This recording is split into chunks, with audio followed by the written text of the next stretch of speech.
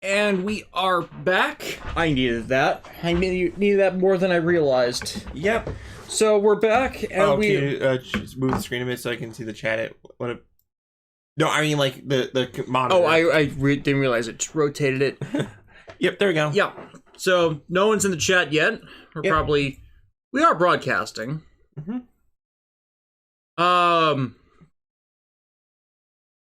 So yeah, it's probably just late for a bunch of people. Yeah, but you know what? That doesn't mean. Hey, all the more reason we can just like start.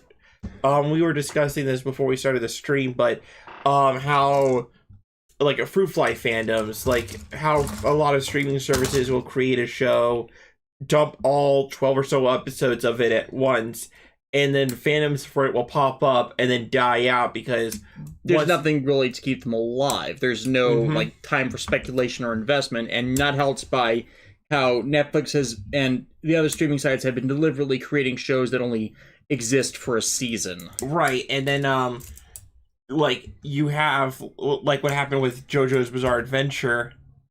Stone Ocean. Yeah, Stone Ocean. Romanov, Yo, Shinto, Alexis. Oh, hello there, person. Yes. So, like, what happened with Stone Ocean's anime just really upsets me because for the finale of, you know, like, the main universe as we know it, Netflix should not have, like, done it. Okay, maybe it was all part of a production problem, but Netflix essentially segmenting the story the way they did and then dumping them, like, months apart. It's like imagine you're at a restaurant, you got the appetizer like out like as soon as you walked in, but then you waited 2 hours for your main course to show up. You want to? Yeah, it simultaneously didn't allow it to breathe and spend too much time and dwelling on it. Right, and then like the last bit of Stone Ocean like premieres like a month or so after the one batch, and it's just like the part of the fun of the weekly release schedule for an anime is the hype of what is to come next. Like, sure, not all animes are made equal, and some falter more than others. But I would rather like wait week by week to see like how an anime adapts like a certain scene than to like binge it all at once and then there's like nothing to discuss about. But I know this feels like an apples and oranges moment, but Golden Wind's anime being week to week the way it was. Oh, everything. Hang on. Two things. I forgot to start the music again, and SRX altered. Oh yeah, the Bon Preos.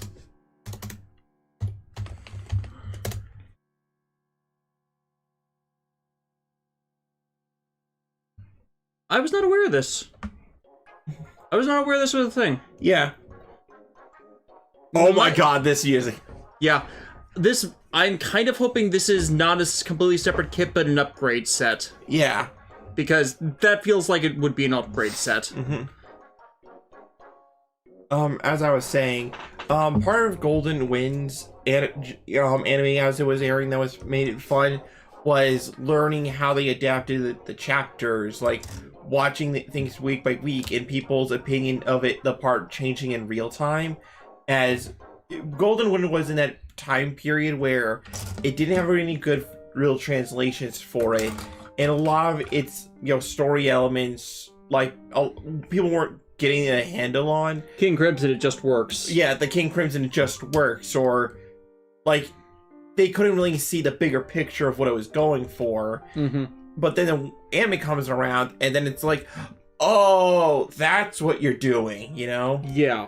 It's like literally cutting out segments of time. Right, and, or just like how, like, they had an entire dance sequence, or anime original dance sequence, for torturing a guy, like a guy whose head got knocked off by Bruno, and it's just a lot of creativity, whereas with Stone Ocean, it felt like a straight adaptation, if that makes any sense. Yeah, it felt like it was more stagnant. Right, like an example of this can be found when the debut of Sea Moon occurs, Buchi's evolved stand.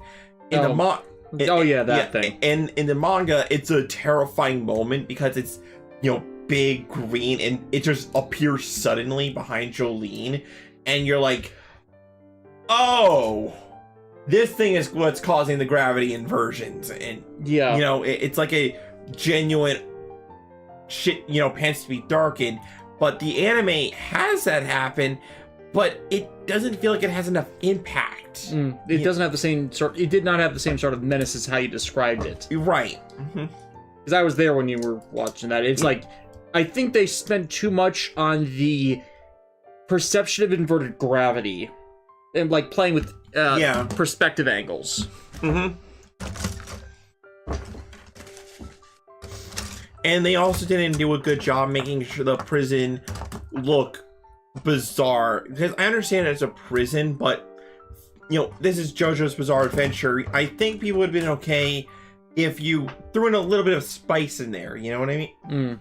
Then again, Florida. Yeah, Florida is already kind of a weird place, right? But at the end of at the end of the day, it just bugs me that Stone Ocean was done dirty the way it was. Like, Netflix should not the move to Netflix was not a good idea at the end of the day. Yeah, it got D4C'd. Yeah. Honestly, like, I'm really scared for what a Steel Ball Run adaptation would be like, because that's considered Araki's magnum opus, and if it gets Netflixed, then, that's not gonna be fun. Yeah. Also, not knowing who the band Prios was quite funny. It's like, I don't know absolutely everything about Super Robot Wars. I've even admitted this. But a lot of them are not translated. Yeah, but enough about that sadness. I figured I'd spend some time preaching like a franchise that I don't get enough time to really talk about. She's about to gush about Arknights. Yeah, Arknights is a fantastic mobile game. Like, yes, mobile game gachas games, by their very nature, have elements that aren't exactly, great and everything. But what I like about Arknights compared to other gachas I've played is, even if you have the best operators, the best summons or whatever, even if you have maxed out everything, if you don't have good strategy, you're still gonna get boned. You want it? Like, some operators will make your day a lot easier, but by no means is that like the guarantee. You want it? And the thing about Arknights that I think I love the most is just the way it does its story. Like, it has a main, chapters 1, 2, 3, that sort of thing. But almost every event that takes place is like something that helps build the world in some regard. Like the most recent one that it was occurring, it takes place, I believe it's Colombia, which is like a place on the world of Arknights, and it was following like the politics of like their version of the mob. Their version of Italy, essentially. Oh, and there's immortal wolf beings, and there's a... Because of course there is. Yes, Arknights is a world with, like, immortal spirit beings that have existed since time immemorial, and they're very mysterious, and how many of them actually exist, we don't know. But the ones that we do know exist are, scary and terrifying. But I wanted to really bring up Arknights because coming up soon, they're going to be rerunning the Break the Ice event, which was a very important event for me because that was the first one I completed when I started playing the game of a year or two ago. Yeah, it was about a year. Yeah, that sounds about right. Yeah.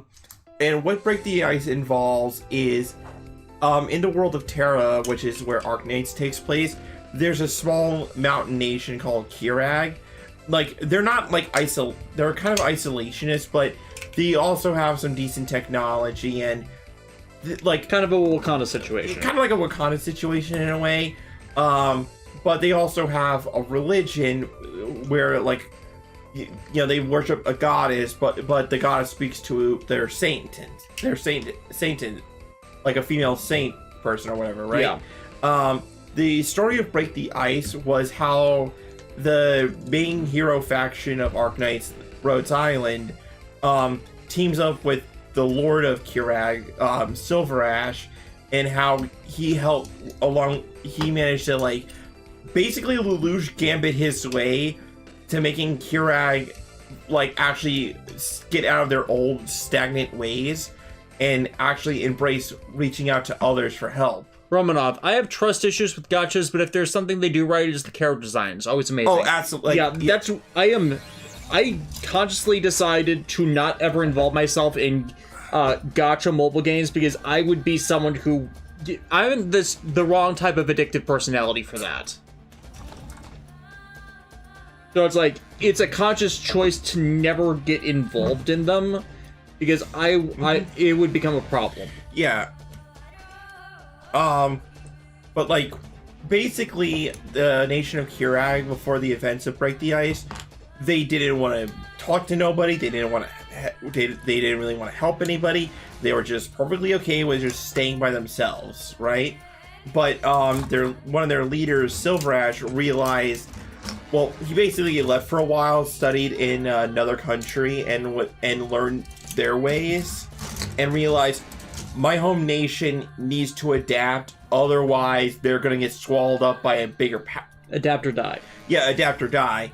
But he also knew that they're so set in their ways that he couldn't necessarily talk his way out, like, them into going into the future. No, you need to engineer a situation where they would come to accept it themselves. Correct.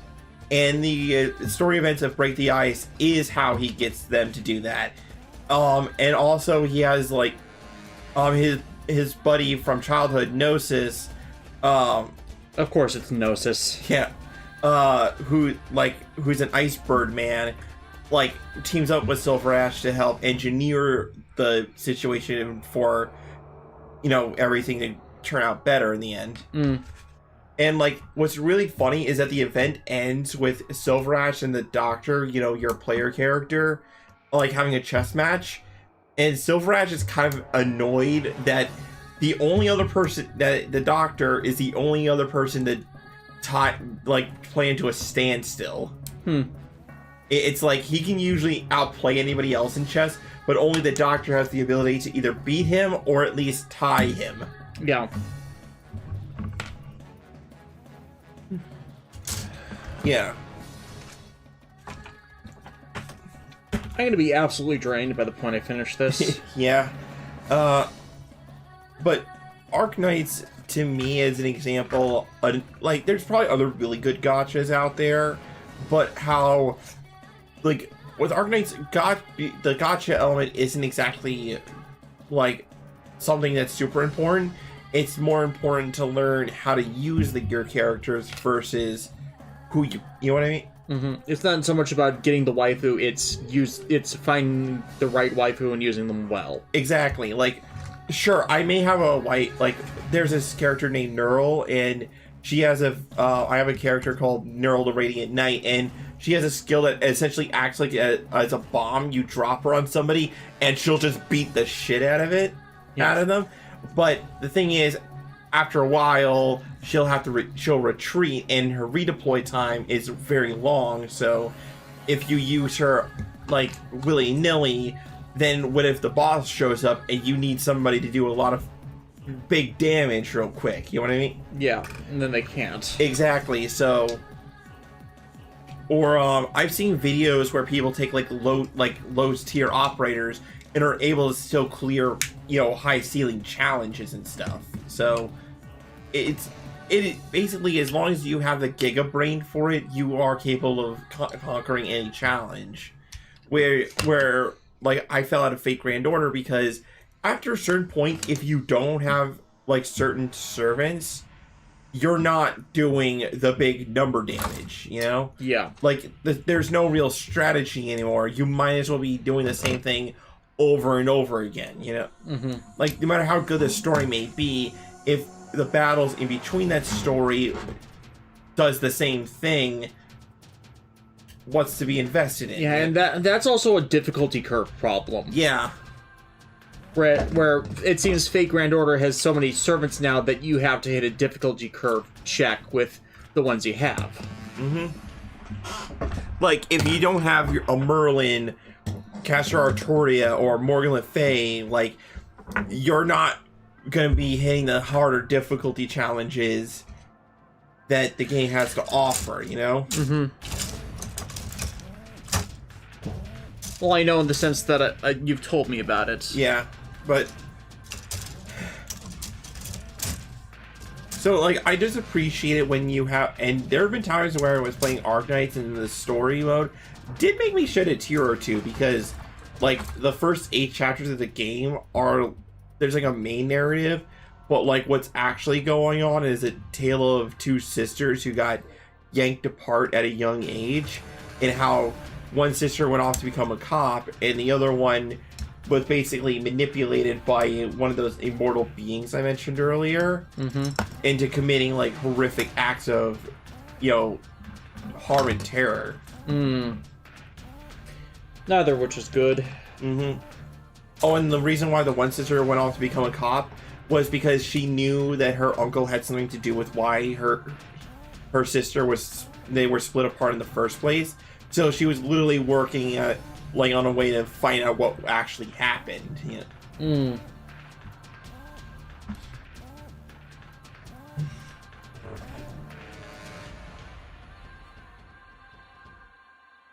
Twilight Breaker. FGO has scaled too high. It's unbearable to get through any fight at this point.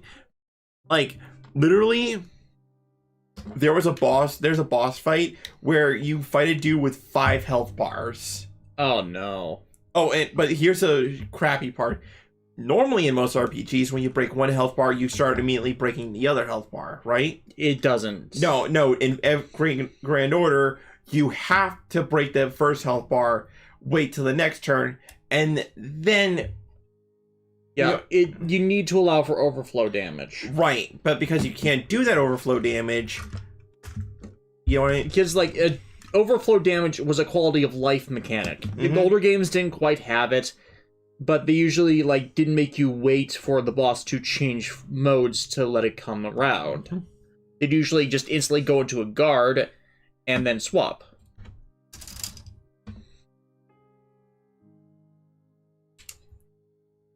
Romanov, the fact that the Fate series just gender bends historical figures on a whim is hilarious to me. Yeah, like, that's just... Everybody likes that. It's hilarious. Yeah, it is hilarious. Like, they It all started with Arturia Pendragon. They said they made Astolfo a guy who in real life would dislike feminine men, considering the era he grew up in, into a femboy is freaking funny. Yeah. It's like, I know that Nasu is into all type of historical fiction, so Fexi actually knows the mythos before before they get at that. It's a credit to their attention to detail. It's just like, gameplay wise, as you're describing it, it's not as fun anymore. Right.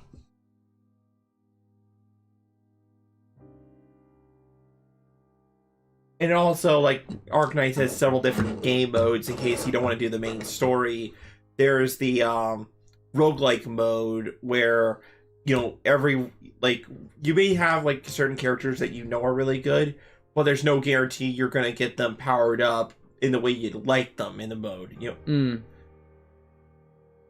It's like, you know, the roll of the dice says, here's what you got, work with it, you know.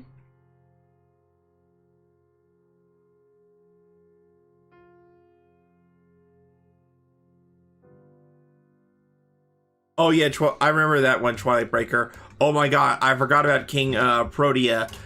She had a near multiplicative HP pool that scaled more the fight went on, and she had more than 1 bar. Multiplicative.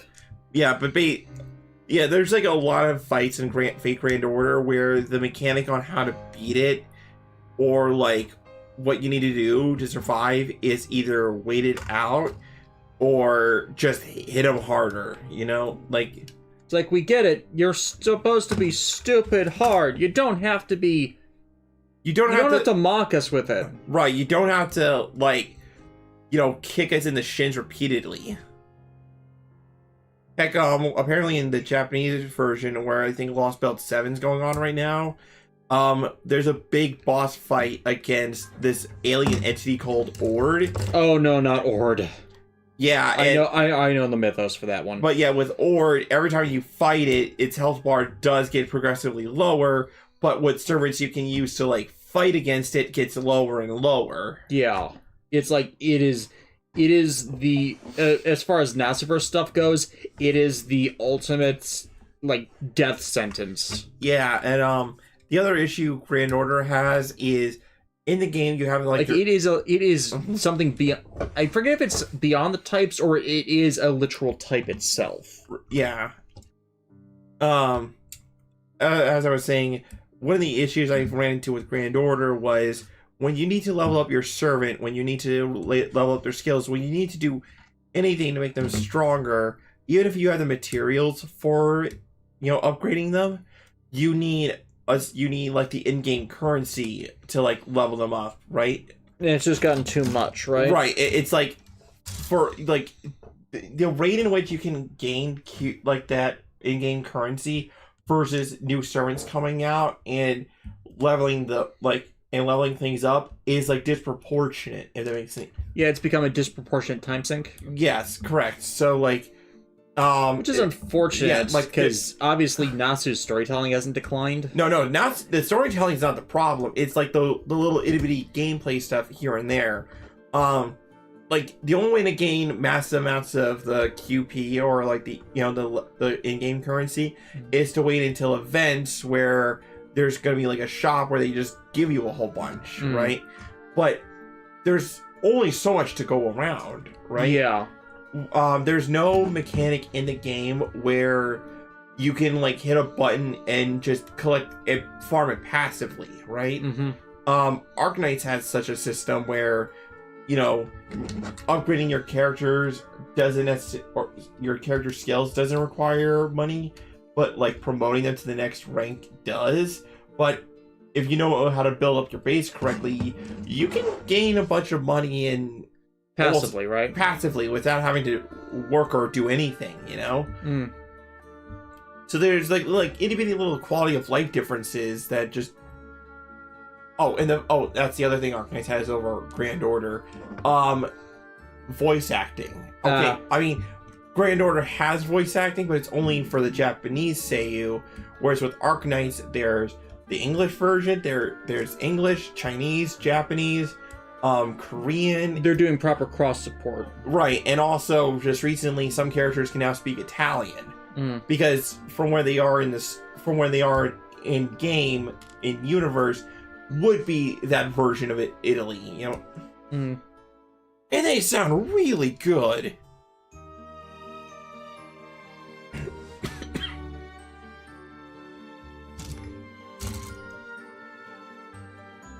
I guess what I'm trying to say is, like, when it comes to gameplay, if the task, if the steps needed to complete one task is, like, costs far more time to do than the actual main task itself, there might be a problem here. Yep. Like, imagine grinding for, like, 90 hours for something in an RPG. Final Fantasy 13. Yeah. Only for the actual boss fight to, like, not take that long at all. Final Fantasy 13. Yeah. You know, yeah, 13. Fucking Barthandelus. Like, when you know how to beat him, it's easy. Right. Actually learning how to beat him is hard. Exactly. Like, I had a guidebook. Oh, and it still takes time because of how that stupid system is built. Oh. I'm gonna pop off right now, chat. Fuck the second Barthandelus fight. Oh, yeah, the one where he's gaining back his heads. Yes, and the one where you're in the desert or whatever. Yeah, the end of Pulse, yeah. Yeah, the end of Pulse. Oh my god, I hated that so much. So much. Because, okay, the entire game, there is only one mechanic that you, the player, don't have access to, and that's the Doom spell. It's popped up in Final Fantasy games before, but he casts it casually every battle you're in with him. Right, and when you start the battle with him, you are now on a timer in a game where you're deliberately made to attack slowly. To attack slowly and stagger your enemies to deal massive damage, but how can you possibly inflict an Ooga Booga, like, big, massive damage? It's like one gameplay mechanic is conflicting with the other mechanic. Oh, and when you do fight him, like, I had to grind so much just to not only level up, not just max level. Yeah, you can't just fight him at max level. You have to have fully upgraded weapons, but the game discourages you from upgrading weapons because you don't get enough resources to do all the upgrading properly for every character. Right, and then also the whole Crystarium system makes it so, like, you can only do certain strategies. You get capped after a point. Correct, and it's just the fact that this boss roadblocked me from beating the game for so long. I remember, like, purposely restarting the game file several times, like the entire game, doing it over again, just make sure I'm leveling myself properly, making sure I'm grinding properly, so by the time I fight that guy, I could actually beat him. And you can't. And then when you do beat him, it doesn't really feel like you conquered a boss. You probably just got lucky. Yeah. And I hate it when a boss makes you feel like that. Mm-hmm. Like, a boss in an RPG should feel like an, oh heck yeah, I learned the mechanics, I beat your sorry butt, and we saw, we conquered. Exactly. It shouldn't be, I came, I saw, I barely survived, Yeah. Even if it's a thematic thing, which some people defend with 13, it's supposed to be, desperate last stand of humanity that by the beings that are supposed to be their protectors but now want to kill them. Yeah, fine. That all works thematically, but by the experience, it's terrible.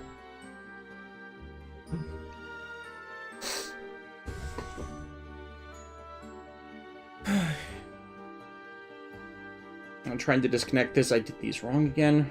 I'm trying to not tear it off, tear it apart.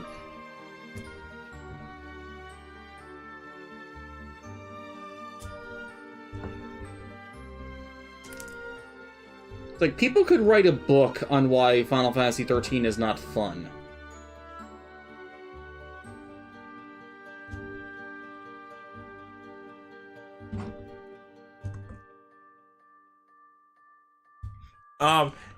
Let's see here.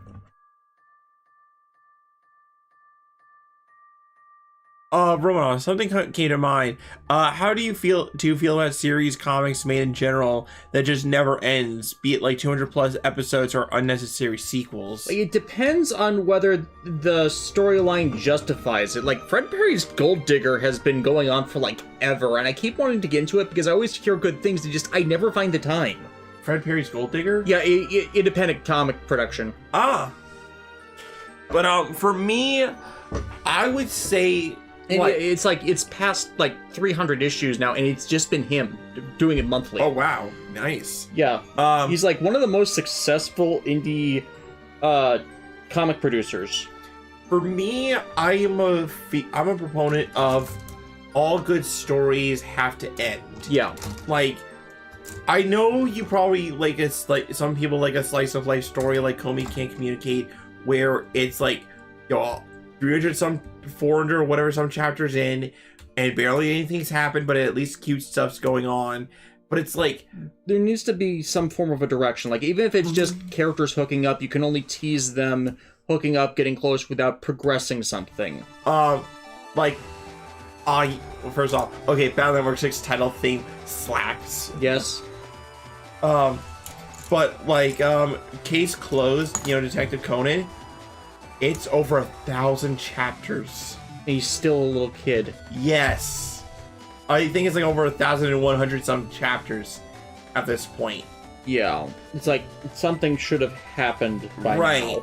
Like, I know there have been little bits and pieces, like they have the scientists that created the de-aging serum on their side, but it's like, by that point, you need to have some exit strategy. Emerald just came back. What did you miss? Not much. We were just, I was gushing about Arknights. We were ranting about Final Fantasy 13 for the 18th time because that game is not good. Like there are certain we don't actively discourage people who like it, but there's just things about it that we do not. It's like it's the whipping. The 13 trilogy is the whipping boy for among all the Final Fantasy games for a reason. Speaking of Final Fantasy, this is more music from Final Fantasy X. An overly maligned one, I feel. I think that poor Final Fantasy X. I think that was the first one of the earlier victims of just because one scene was misread, it colored everybody's opinion on it. Yeah, like even James Arnold Taylor has done his own video.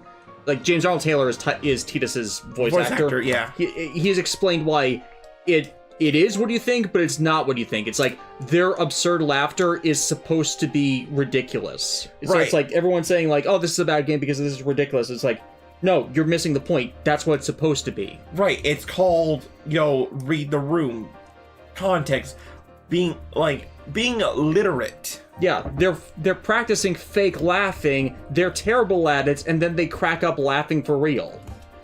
It's like, that's character.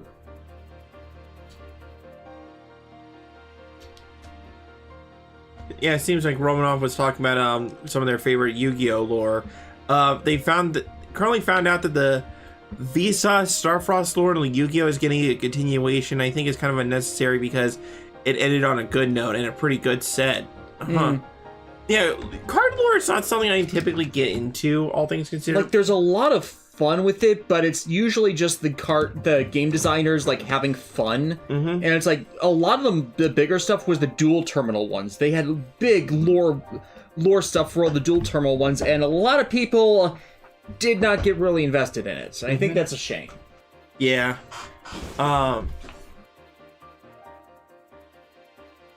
But, like, honestly, over the years, I started becoming, like, less forgiving of Final Fantasy 13's faults. Not big necessarily because of, me talking with you, but just as I've played better and better RPGs. Like, you get where other people were coming from on it. Yeah, and how I've become less tolerant of, like annoying nonsense, which Final Fantasy 13 is full of. Yeah.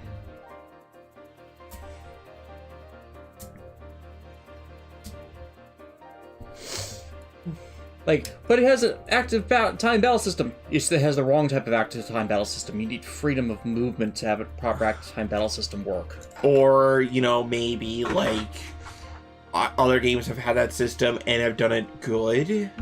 There were other games around that before 13 even released that had better combat mechanics that Square themselves had been involved in making, for that matter.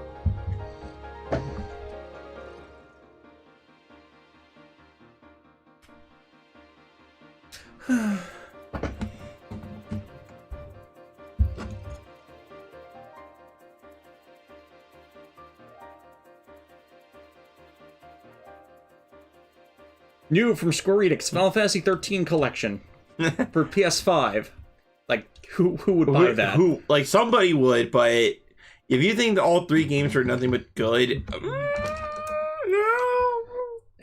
You can just look at their sales records for how they just tanked. Emerald DC, I have a soft spot for 13, but I will admit that it has problems.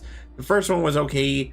13.2 had a nice OST, and Lightning Returns just wasn't good at all. Yeah. Like, there is an active debate about which is worse, 13.2 or Lightning Returns, because 13.2 story writing is worse. Lightning Returns character writing is worse.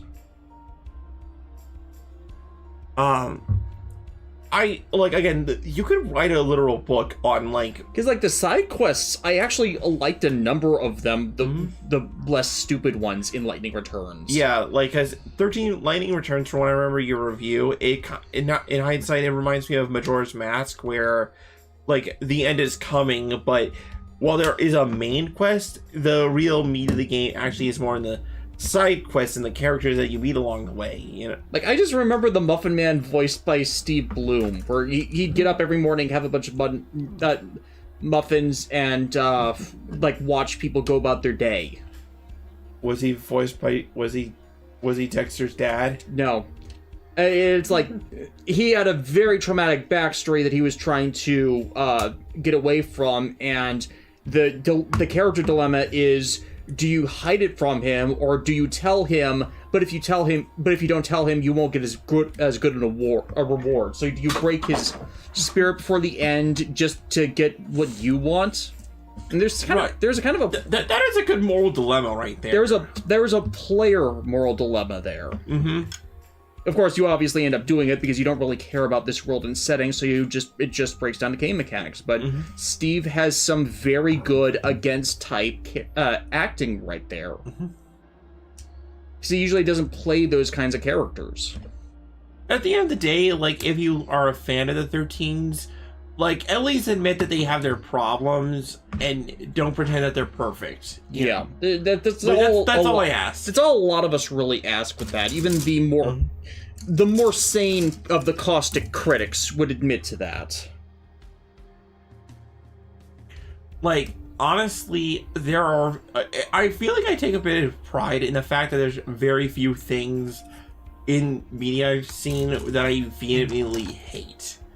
Like, the amount of stuff that I would say is absolute trash fire, I could probably count on one hand. Unfortunately, a lot of that is anniversary events and revivals as of late, and I am so sick to death of anniversary events and revivals being terrible. It's like, bad reboots, the badness stays with the reboots, but when you actively impugn on pre-existing lore just to tell a story that's worse than what you screwed over, it's like, no, I'm sick to death of it.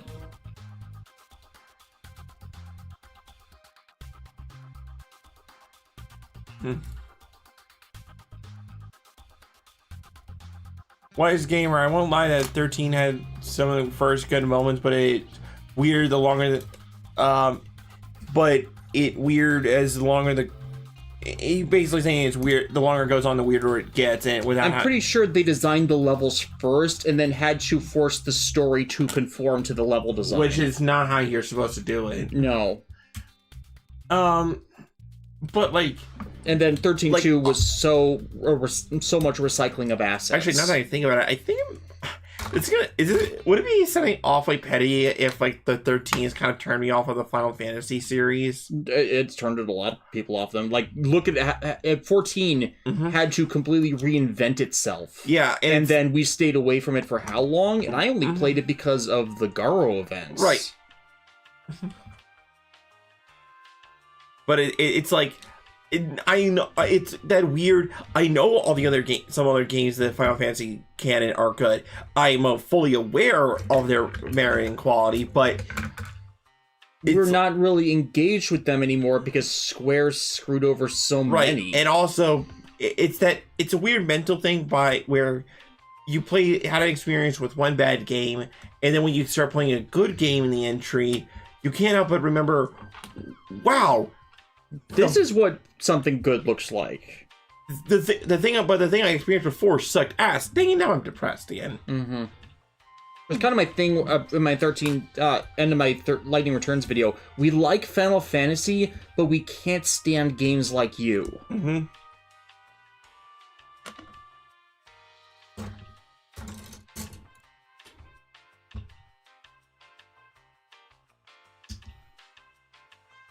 It was 9 years ago.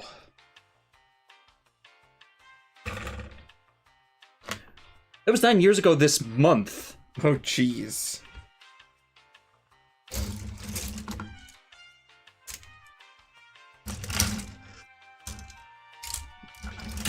Can I just say I love this music? Yeah, it's, it is literally elevator music. Oh, sweet. We're in Evangelion now, I see. Yeah, Kevin MacLeod soundtracks again. It is literally, the name is literally elevator music.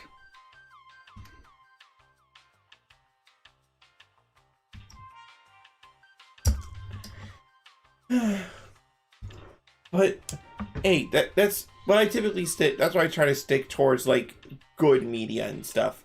Or okay, I will occasionally dabble in media that one would consider bad or mediocre. Mediocre. Just so I can like first diversify my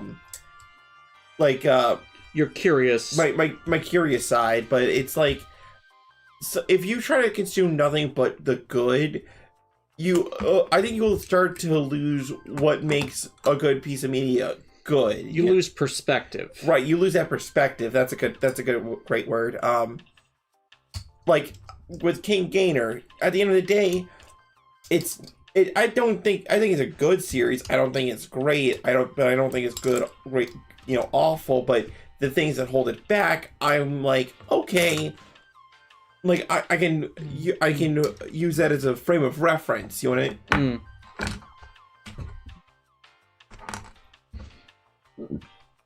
Oh, Romanov. Final Fantasy has some of my favorite bosses in games. I especially love the Bahamut. Okay, Bahamut's Bahamut. You want to? Bahamut is Bahamut.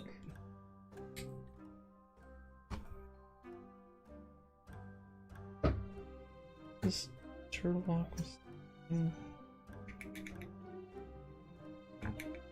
Oh.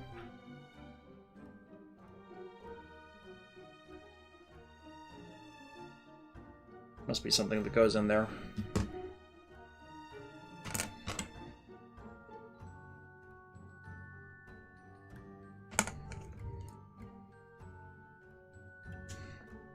Though it is very hard to top his Final Fantasy X design with me. Mm-hmm.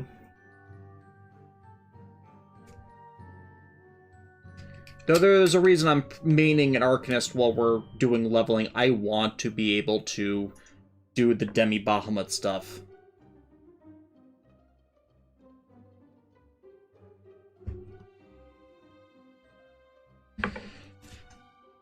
Jeez.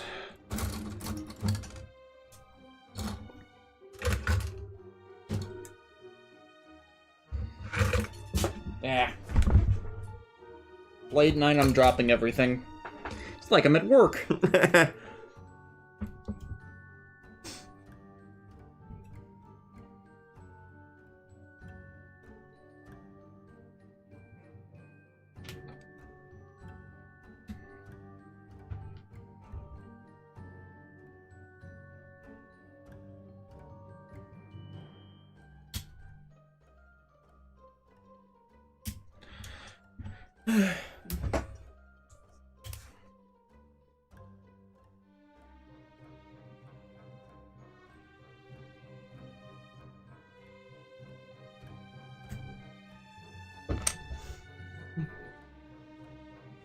Some people say Bahamut. If you go to Canada, they say Bahamut.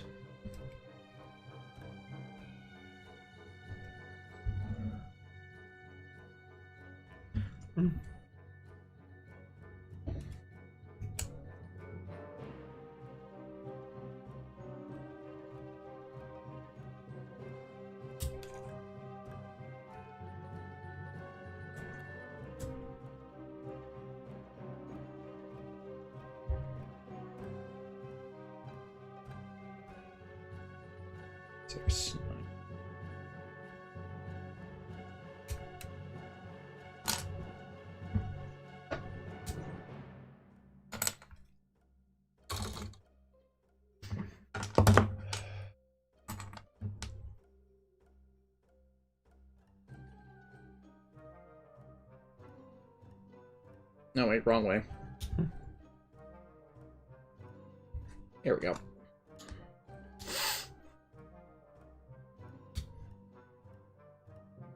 I want to say Re-Cutie Honey when that gets released. I have it on pre-order right now. It's fun. I watched it when it was like fan subbed years and years ago. It's basically the live action movie, but with stuff Ano couldn't do at the time. Mm-hmm. Like, it feels like my kind of chaos. Yeah. Like, it is the fun sort of chaos. Yeah, like it's one of those cases where Ano knew what to do, just not in the way how to best do it. Mm-hmm. Like, some people will think that LOL random they're like random humor or like chaotic humor is as simple as just throwing stuff at a wall and seeing what sticks. But even within chaos, there has to be logic, like a logic, like the basis of a joke, like, you know, what's the setup, the punchline, and the punchline. It has right? to be based in character. Mm-hmm. And even if like the random insanity part could just be like how it's executed. Plus, right? that's early Kazuki Nakashima. Mm-hmm. And it's just a case. For some, it's a case of you didn't really see it because you weren't as familiar with his work as people are now. Also, Cutie Honey is probably one of those, like, okay, I wouldn't say unsung, but like underrated, you know, heroes in the, you know, whole of anime, because, well, her anime appearances are few and far between. She doesn't really have a manga presence as much as like others do, but like she has a lot of incarnations. She does, and it's just like, I think it's because like because of who she is as a character and what she's all about that turns off people. But the part of Cutie Honey where she's unhinged, does her own thing, and just is in the sexiest outfits, you know, ever conceived by you know, God. It's like there's just so much fun chaos about it. Yeah. Like, I saw a screenshot from the old 70s anime, and somebody said, and it was like, wait, how are you here? Because it's convenient to the plot. I'm pretty sure I'm not sure if that's the actual the proper caption for it, but it wouldn't surprise me if he goes, go Nagai. Mm-hmm. Plus, you know, characters that can be facetious. Mm-hmm. But, like, that kind of chaos, you know? Mm-hmm. Because it's still Gogen Nagai. And I mean that respectfully. Yeah, like, Go Nagai is that, you know, cool grandpa where he can either draw the most nihilistic, messed up stuff you've ever seen, or the horniest but most endearing thing ever. Mm. And everything in between. Like, I think the key is he understands tone. Right, like once he sets a tone on a project, he understands how to keep that tone. Yeah. And he's willing to commit to the bit. Because, like, there are so many series, like, TJ Omega's recent episode reviews of Beast Machines, because, like, I cannot find a copy of the Beast Machines DVD. They're out of print for good reason, but it goes back to the point of, the show was advertised as being darker and moodier and broodier, and it's like, it's not. The show spent the entire length of it of characters being idiots, the same formulaic fight scenes over and over again, and the heroes being assholes to each other. It's like, that's not dark. That's just being stupid. That's just being idiots. Yeah, that's just, if I want, like, I'd go downtown and watch a bunch of drunk people at a bar be idiots if I wanted. Yeah, and the darkest things that are part of the show is like their background details. The story starts off with Beast Wars Megatron having already committed planetary genocide. That's a dark backstory, but the show itself is not actually dark. Like, it doesn't, like it has a dark backdrop, but doesn't have, but it treats the stage as if it was a comedy. It doesn't know how to well, actually, there's very little comedy in Beast Machines, so I think that you know what I'm trying to say, right? I think that helps breed the idea that it's a dark series, but no, it's just a bunch of people being assholes, and a bunch of people being assholes is not a dark story. And I'm sick of writers assuming that that's what people being assholes is what makes a dark story. No, it's not.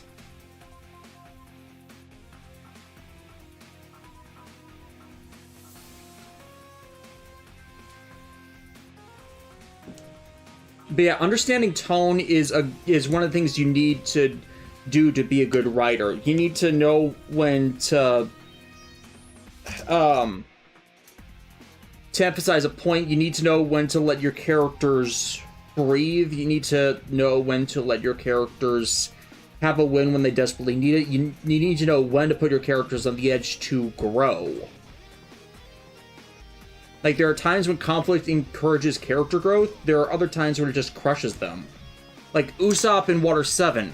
That is conflict helping generate character because he's at odds with everybody, even though people don't really like Usopp being at odds. It's like the audience doesn't like it, but it's necessary for his own character to have that adversity. Right, to have that moment where he stood. And honestly, Luffy versus Usopp is probably like one of the better fights in One Piece, if only because it's the maximum underdog versus, the Monkey King, Mm-hmm.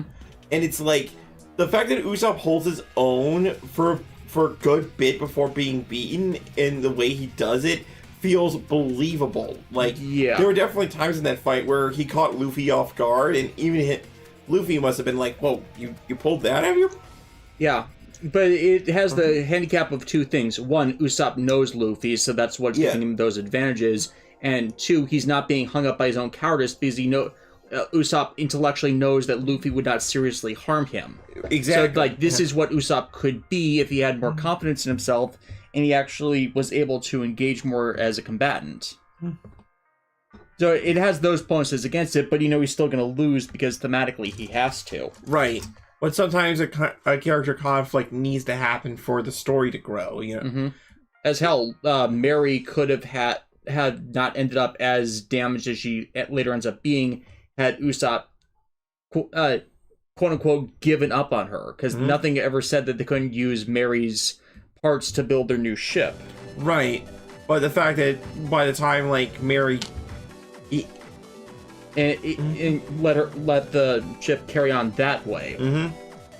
And like, honestly, that you could read that entire situation as, like, Usopp both not being a coward by standing up for what he believes in, but also still clinging to something of the early days where things were hard, but now they're about to step into territory that is, like, above what he could conceive about. It's like Luffy having to actually make decisions as a captain that affects everybody, but not wanting to do it that way. There's a lot of complexity to One Piece. It's just there's so many moving pieces, and the story is told over such an extended period that it doesn't always seem like that to people who aren't invested in the longer narrative. And Toei's adaptation series has not helped at all. No, it hasn't. Okay, going back up, Emerald DC. Though there's one thing I'd like the 14 team to do is to make a normal mode for the biting coils of Bahamut. As of right now, the coils are hard for those in the level 50 to 60 range. Many of us who have gone through coils on content, I have not gone. I'm not in 50 to 60 range, or is that 60 to 70? I do not remember going through that. And Romanov said, going the guy has 3 modes when writing and drawing: awesome, horny, and nihilist. Yeah. No, that's an apt description, and sometimes he's all 3. Which Gona guy you're getting today? Who knows? Like, I like that his art lends itself to nihilism, but he is not a nihilist himself. Like, it's nice to see you're not a author and artist not consumed by it. Kind of like what's the horror guy? Junji Ito. Like, he seems like an all-around nice guy, but he has a twisted perspective, and I cannot engage with his content at all because it freaks me the fuck out. Trust me, if you've seen more of the stuff he's done, yeah. It's like the fact he got most of it from his cat.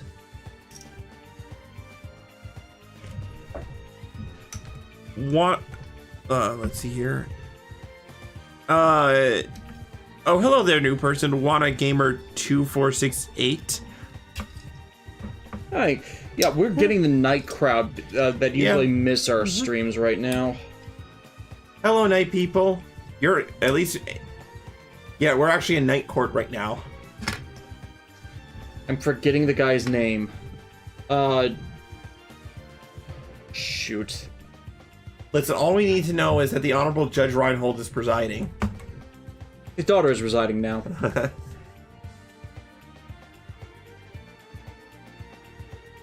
That was a funny joke. It's the Clerks the animated series. The Honorable Judge Reinhold Lair. Judge is his actual name, but when you're talking about a judge, you say judge and their last names. Bear is driving. How can it be? Woo, woo, woo.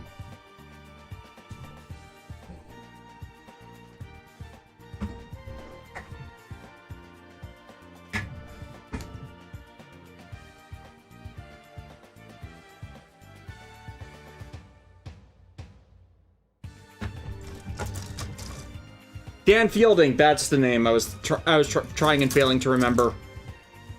John Larroquette. He's in the reboot. I've seen clips of the reboot, or not the reboot, the newer continuation, and actually seems like it's a pretty solid show.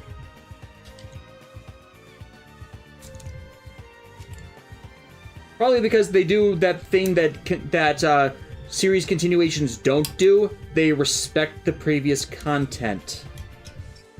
This should not be so hard to be a point of praise. Like, even if it's not the greatest show in the world, it's like, it gets points for that.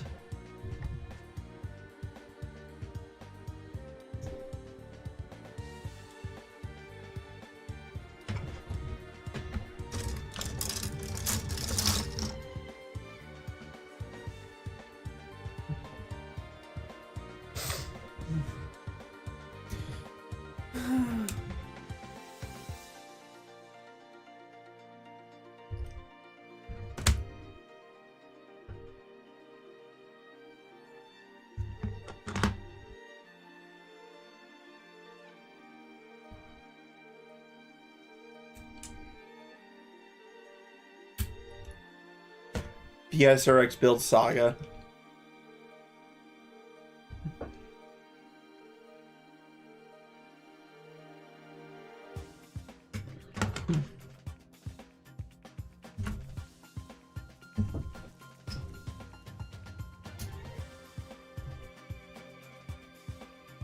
You know, thinking about, like, why is it that I like absurdist humor the way I do, I think it's just because, like, when absurdist humor is done well, that is, like, the writer or whoever just saying the most inane thing ever and then committing to the bit.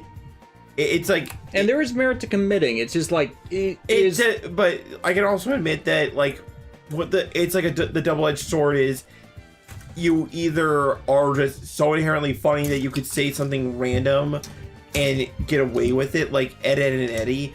That's some prime absurdist, like, what is happening right now. Mm-hmm. Or then you get, like, any cartoon from the early to late 2000s that were just full of cringe. You want unfortunate amounts of cringe, and to the point that it's hard to think of a few of those as actually good. Yeah, Keith Thompson, like Bobobo. Yeah, we like Bobobo. Yeah, Bobobo is funny because the amount they log so many gags at you that one of them is bound to catch you off guard. Like, I'm an overly logical person, but I like Bobo for the simple reason of it reaches past that point where I question it, and it's just, I go along with it. Sometimes you have to just go along with it. Or Excel Saga. I have not seen Excel Saga. I have seen parts of Excel Saga because my anime club in high school brought it in and we watched it for a bit, but it's like, it's weird. Wise Gamer, I think absurdist humor just needs a sort of logic. Like, yeah, crazy, but everyone else made it make sense. Yeah, it needs an internal logic. That's right. That's where I thrive in. Yeah, and I think that's where Bobobo works. Mm-hmm. Where, like, the situation of the world's in is so dark and depressing, but also kind of silly that you need somebody who's using Looney Tunes logic against, you know? Yeah. It's also kind of like why Bugs Bunny in Looney Tunes is so funny, because, like, here you have some, like, a logical antagonistic force of a cartoon, and then you have the Lord of Chaos. And then you have the walking Lord of Chaos. You know? And then it's fun when even Bugs gets flat-footed. Right, because you know he's supposed to normally be the winner. Yeah. So when he gets outwitted, then it becomes funny because, like, how do you? Because it shows that even Bugs has his limits. Mm-hmm.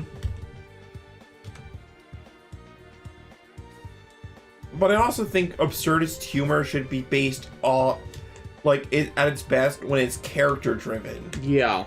I mean, I think you could say that about, like, all types of humor, but, like, when I was growing up, I would see cartoons or just TV shows make mean-spirited or crude humor type jokes. And it doesn't work as well. No, it doesn't, because like some of that on occasion, yes, but when it's nothing but that. Yeah, when it's like it feels like it's mean-spirited and coming off like, what is your problem here? Mm-hmm.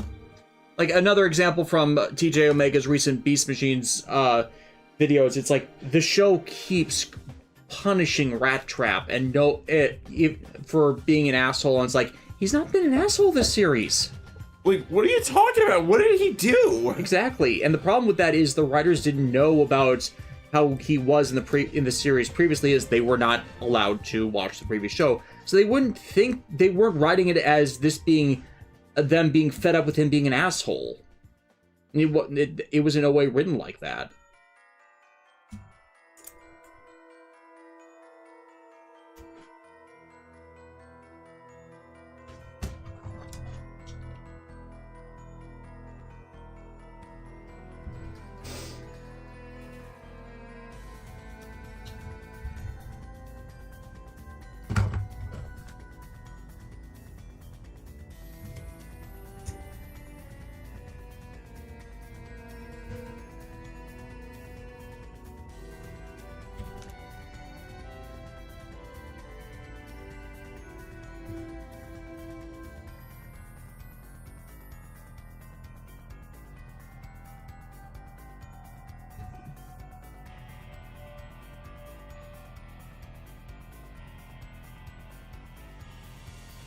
Oh, Keith Thompson, JoJo in a way.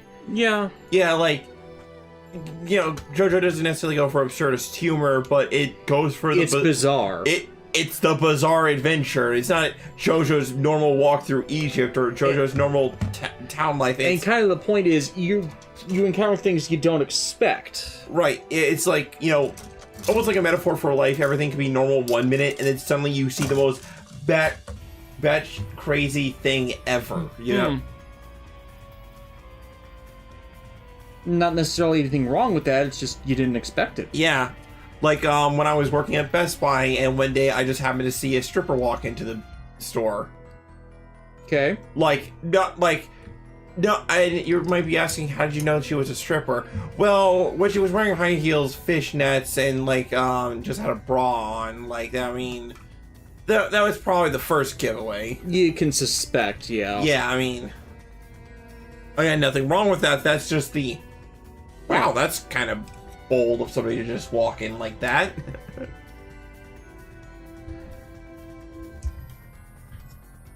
I guess you just really needed a router. Yeah. Romanov, Junji Ito draws the way he draws is mainly because he got inspiration from his sister, who drew stuff just like the stuff he drew in his most famous work. So I guess it's like, you know, his sister must have just... Artistic style. Like artistic style plus just drawing whatever she felt like, you know? Mm-hmm. But it's just my problem where I cannot engage. Oh, no. Like, that's like a purely understandable thing. Like... Mm-hmm. Nothing against people who do. It's not for like me. No. There is a fine line with horror for some people, you know. Mm-hmm.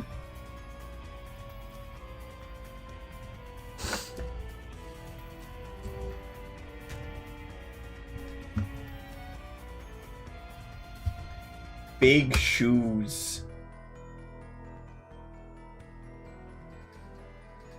Well, we're gonna need to find someone to fill them.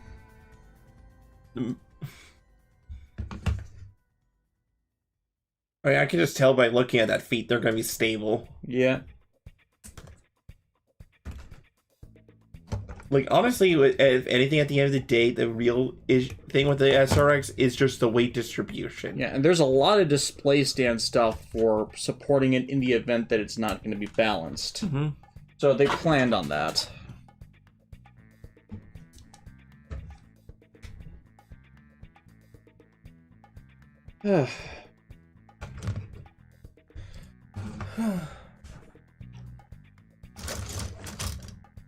I'm bored.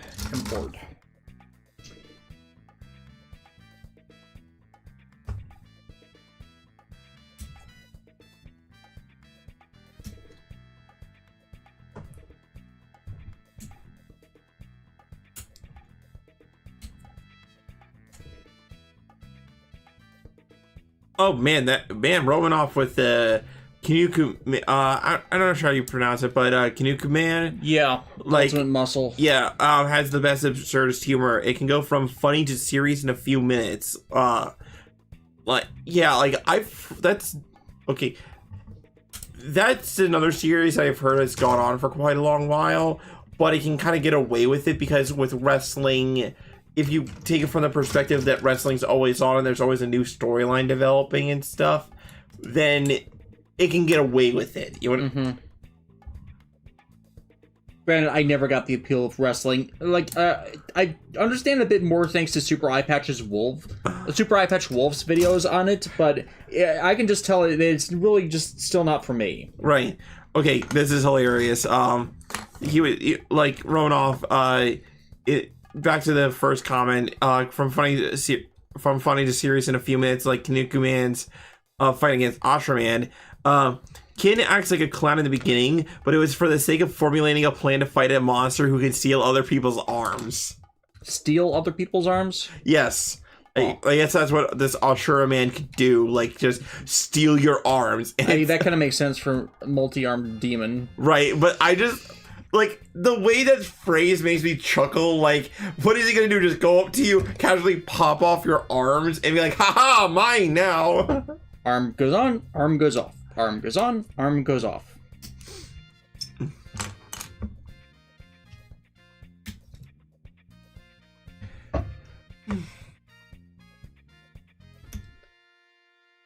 I also like to think that the quote from the Fourth Doctor was the point of growing up if you can't be a kid once in a while. Like, sure, we can be adults and grow up and, you know, be responsible, but if you don't, like, learn to, like, laugh at something childish or like absurd once in a while, then you'll just get a stick up your butt. Yeah, my issue is just even with writing to children, you can't write as if you're as if you're talking down to idiots. Right, like that helps no one. No, right, I agree, but you know, like what I mean is, like, if you're not willing to chuckle at, like, you know, like something like me, like if somebody came into you, somebody came up to you and said their name was like Dick or something like that, and if you didn't chuckle a little bit, you know.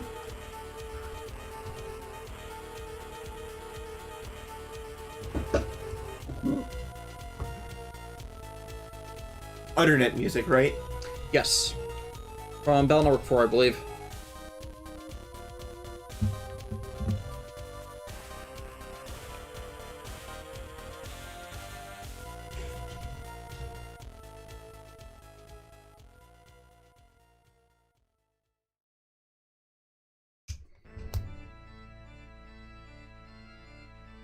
Ashura Man steals your arms. Haha, you have been disarmed. Why hitting yourself?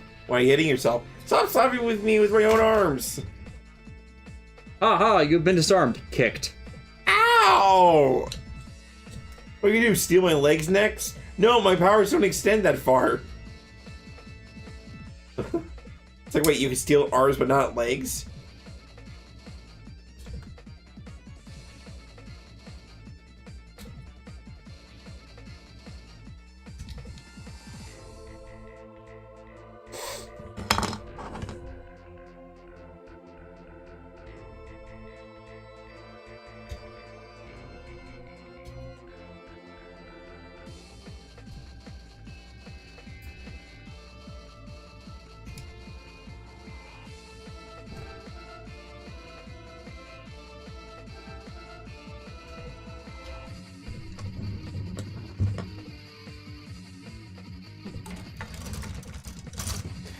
Why would somebody do this?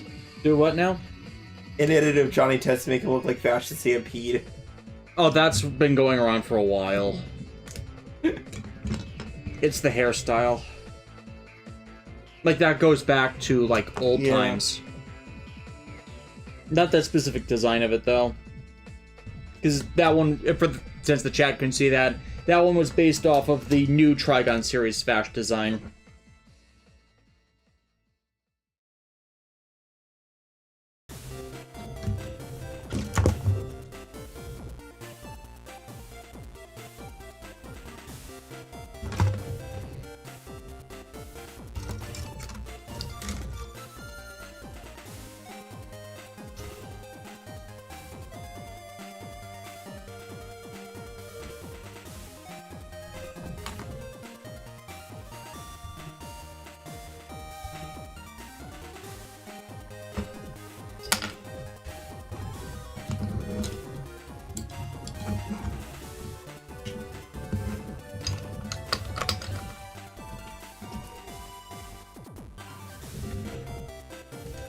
Speaking of the new Trigun anime, what are our thoughts on it? We watched the first episode. We weren't as enthused because it came in at a point where we weren't as really engaged.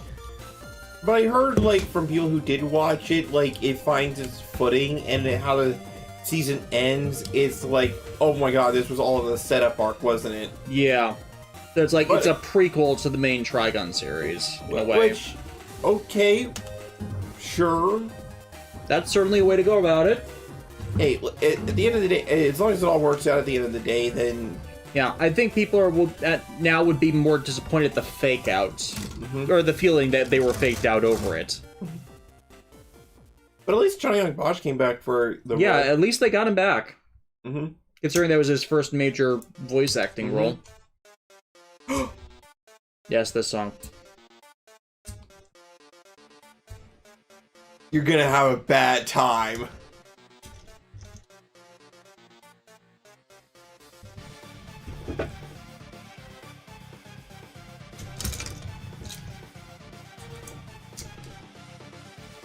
Seriously, even more than game design, Toby has a talent for music. Romanov, speaking of Kanuku Man, it's amazing how the manga and the anime can turn stereotypes into endearing characters.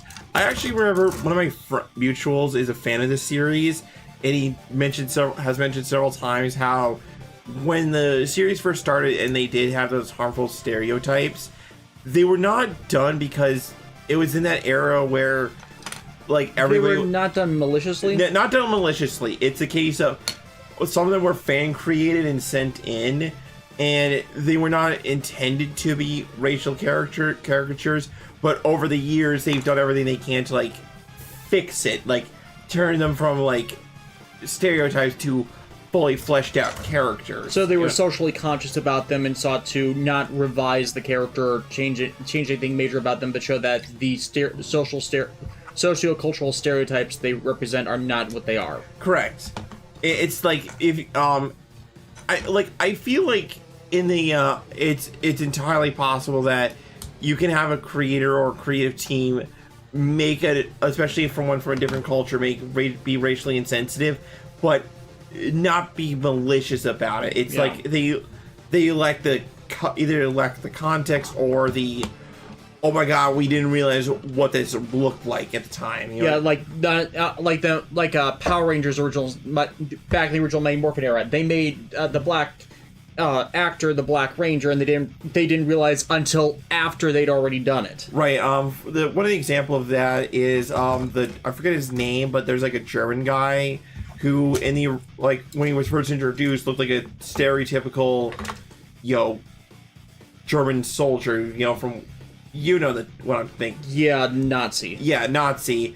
But over the years, they changed it. Like, they didn't change the character per se. All they did was change, like, the subtle things. Like, he's willing to proudly serve his nation, but he has, like, his own backstory, thoughts, and feelings. Like, he is not that stereotype anymore. Like, he may look like it, but he's not that. And it's like the Power Rangers with the black character being the Black Ranger. That's less a problem these days, not because of like racism being gone. No, it's still around. But it's more like there has been such a rotation of colors that there's not a between ethnicities and nationalities that it's not singling out the black character to be the Black Ranger. Romanov, the way Sherman's powers worked was whenever one of his 6 arms got broken or ripped off, he can just summon the arms of anyone nearby to replace the ones he lost. Okay, so just don't rip off his arms. But then again, you're dealing with a guy with 6 buff arms, so like, it's like break them instead of tearing them off. No, it works even if its arms are broken. Oh, okay. So it's like the catch-22. Yeah. Okay. Which, okay, that's a fun little That's clever writing. I personally, if it was me, I would have gone for I'm not going to rip your arm off, I'm going to break it thing myself. But then again, what do I know about a show about anime wrestling?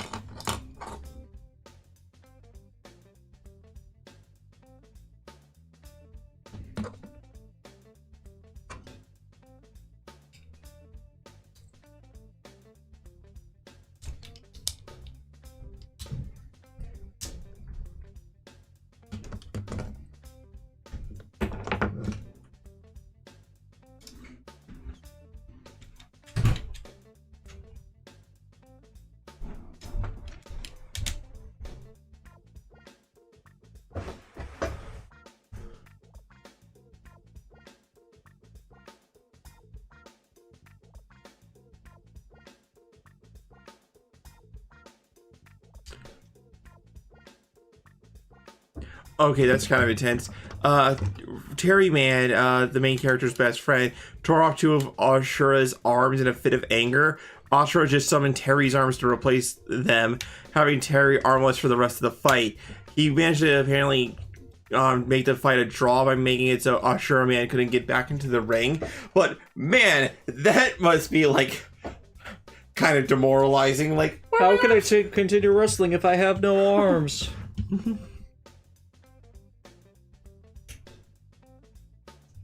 Wise Gamer, Des, I wanted to ask your thoughts about the Zone of the Enders Fist of Mars GBA game. I've never played it, I've never found a copy, so I can't really say anything about it.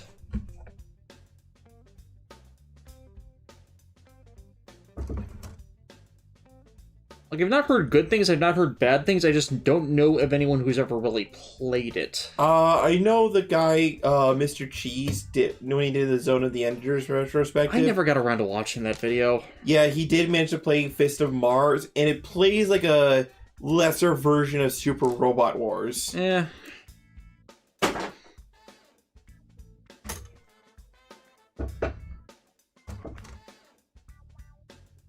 Not necessarily bad, but not necessarily great either. Yeah. What are you looking for? Which one? H-board, there it is.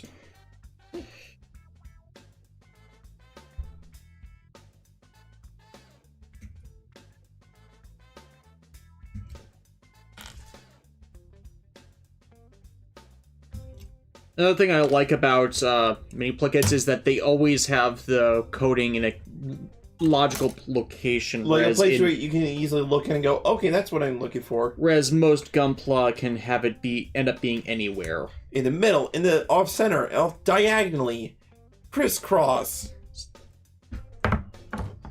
Slide to the left. Sometimes in the dead center, which don't make sense.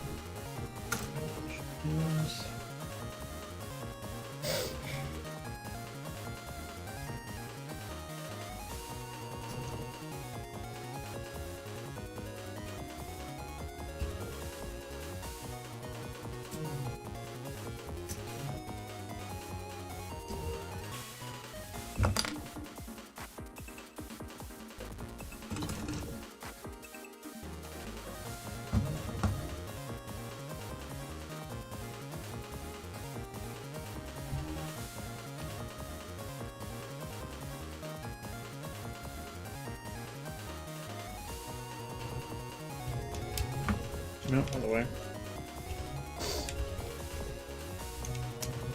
There we go.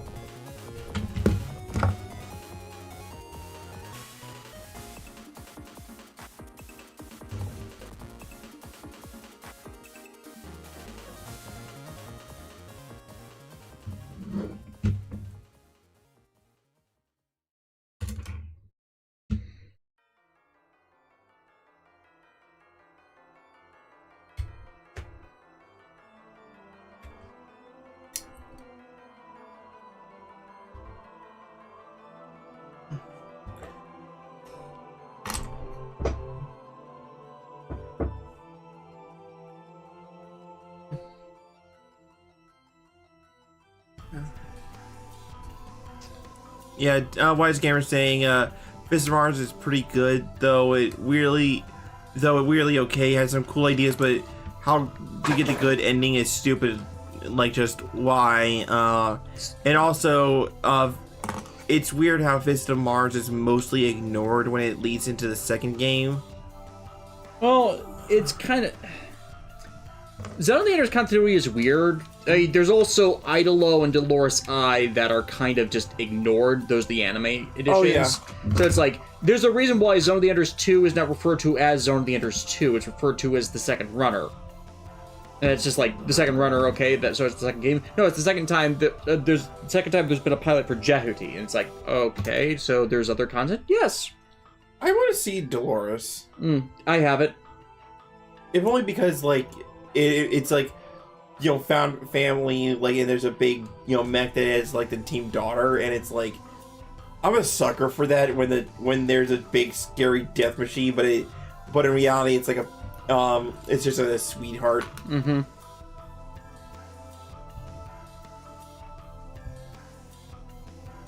So that's how they got around it. That German guy I mentioned, Romanov, saying also the German guy is called Brockenman, and when he died he was replaced by his son Brocken Jr., and Brocken Jr. was not the Nazi like his father was, the, you know, total good guy.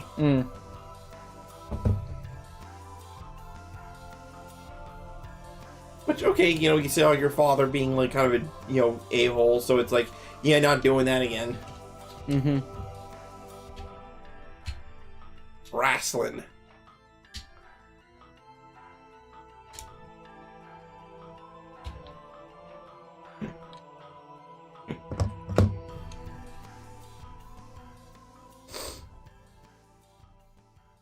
I hope the new anime that, or whatever that's coming out, is good, though. Of Kinokumen? Yeah. Like, it started off as an Ultraman parody of all things, but then it became its own thing. Of course, it was an Ultraman parody. I mean, the Finhead kind of gives it away.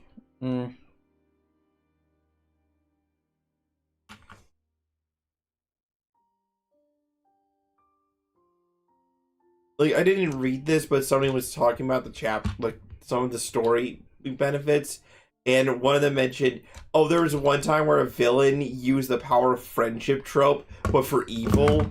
Like, as in, like, he had his villainous friends give him the strength to carry on. So it's like, I'm using your own Shonen no Jutsu against you. Yep, fair. And it's like, well, okay, yeah. I mean, if the heroes could do it, there's no reason to say that the villains couldn't. Team Rocket's tried to do it. Yeah. One could debate about the success of them doing it, but they have done it. Emerald DC's, shame Konami isn't bringing back Zone of the Enders. Still surprised they managed to make a Metal Gear Solid 3 remake, to get a Metal Gear Solid 3 remake off the ground. Yeah. Like, Zone of the Enders is so clearly Kojima that there's no way that Kojima could ever, or they could ever do it right without Kojima. So I think just the HD ports they did are the best any Zone of the Enders fan is going to get, and I'm happy with them. I'd rather have those than have them entirely screw it up. Yeah. Best to appreciate what you have now than to, like, watch it get crushed to dust soullessly. Yeah. So building in tandem just had me jump forward several pages. Because you flex like that. Because I flex like that.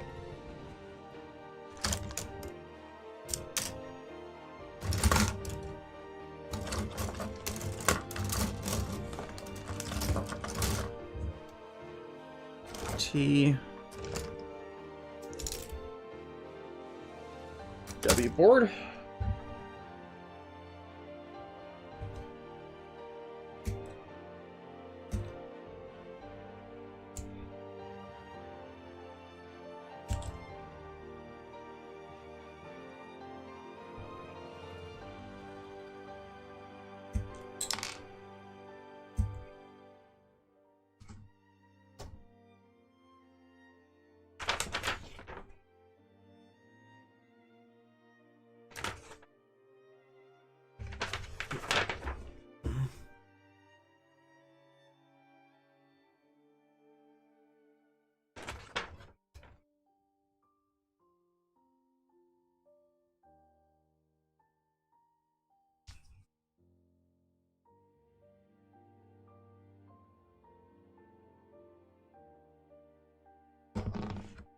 Oh, that must be like the actual Yeah, there's a lot more instructions about assembling the larger pieces together. We'll get to it. Yep. In the interim, I'm starting to work on some of the effects parts. There was so much value in these kits. Yep. Oh snap, we found a unique monster!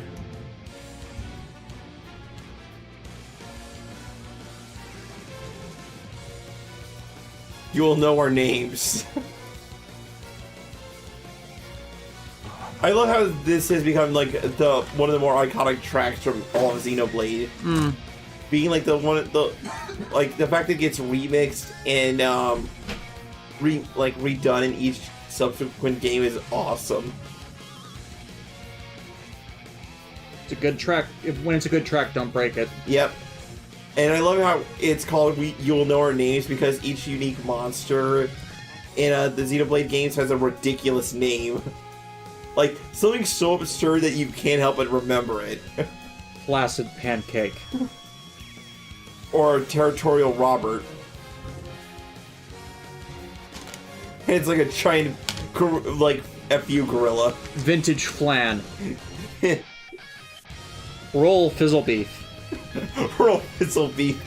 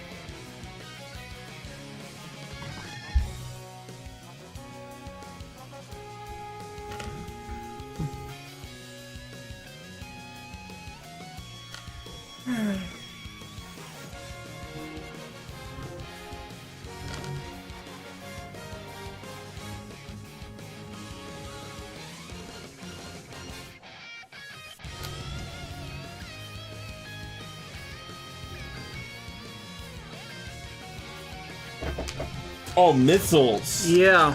Whoa. Yeah, I have another effects part band of them, and I think I dropped it somewhere. Yeah, missiles with smoke trail. That's something you don't usually see. You don't see every day. Yeah.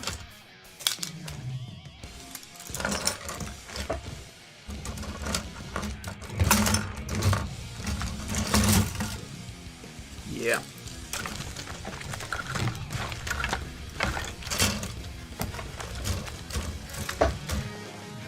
Yeah, there's another there's supposed to be another. Oh, there it is. Right out of my line of sight.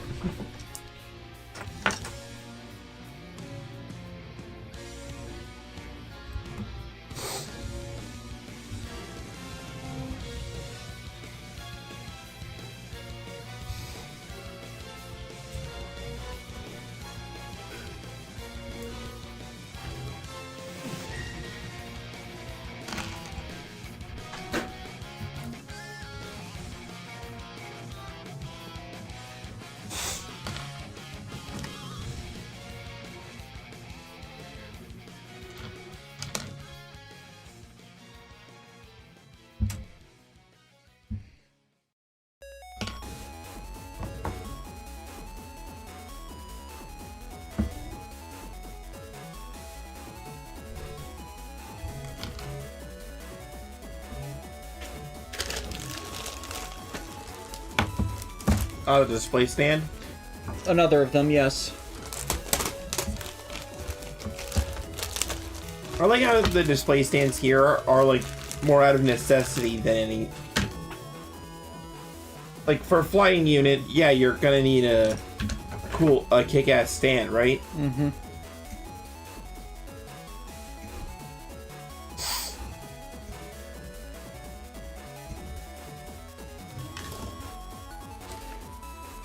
Thematic stands for the win.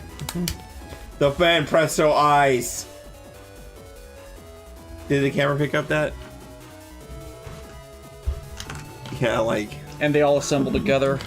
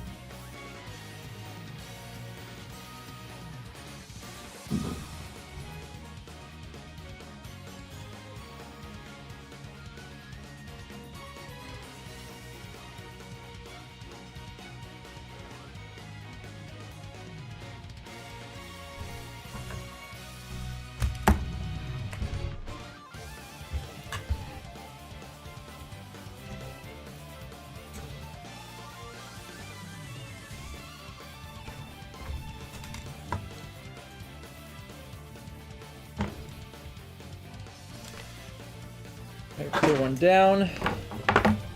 Okay, that's instructions for its holding the big gun. Mm-hmm. Which happens to have its own Handle. holsters for them, like 2 of them. Yeah, it's nice they thought of that instead of having to deal with disassembling hands. They just said, no, that's another cheap part that I'm 100% okay with. Yeah, it's like cheat parts that allow something to hold them. Right. Okay, so here's the assembly for R3 powered.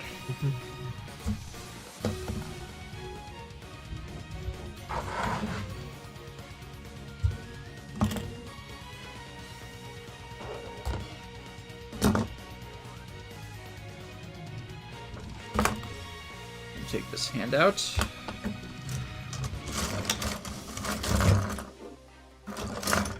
Blast where I put all the other spare hands.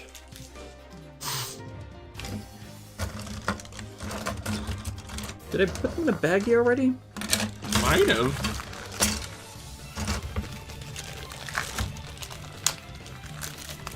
There's that baggie. Yeah, that's the R1's bag.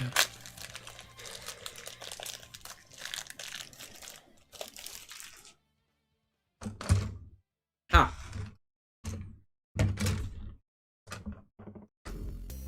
And that's the tiny ones. Which I'll probably want in there for the time being. Okay. And angle up.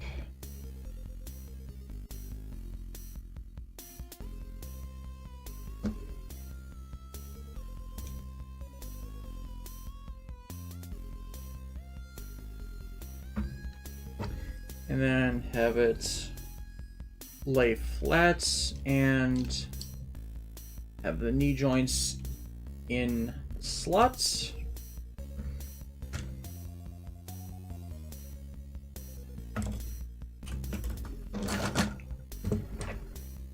And place in along this line.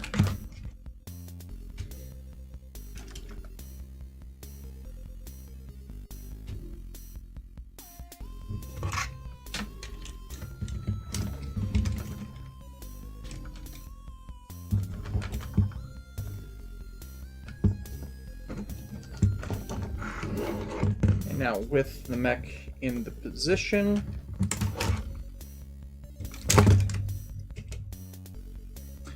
I should have known that was going to happen.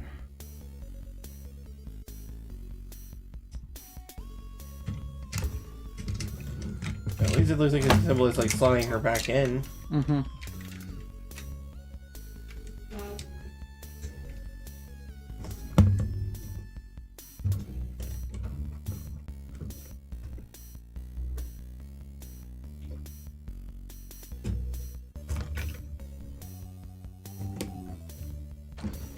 And then these all interconnect to make it more secure.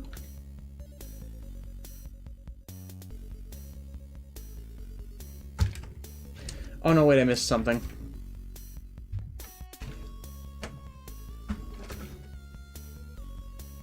Zengetsu, I'm back. What did I miss? We're finishing out the R3 powered here. One day we're gonna have a I'm back, what I miss response where we just screw with people. Actually, Zengetsu, what are you watching? You're watching the Midnight Stream channel. We aren't here right now. We're all figments of your imagination. No, you kind of have to start. It's like, well, first there were the dinosaurs. God didn't like them very much, so we sent them this giant meteor and that kind of thing.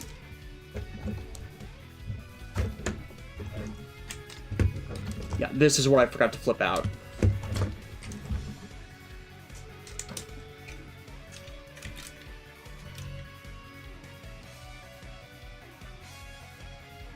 And then it just like creates the visual effect of a sled and they interconnect.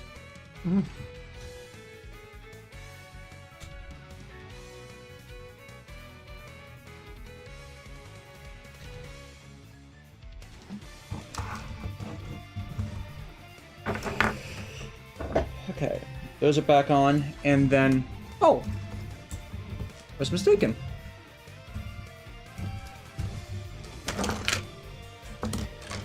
I actually do need these special hands.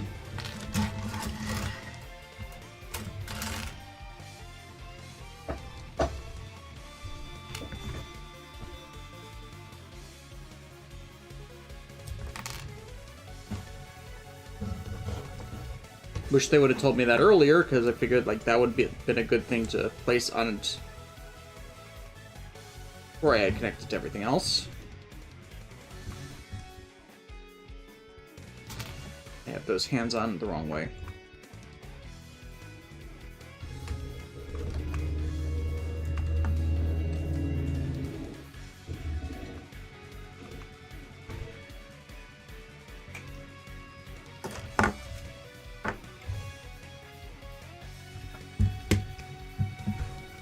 Then hands go down here.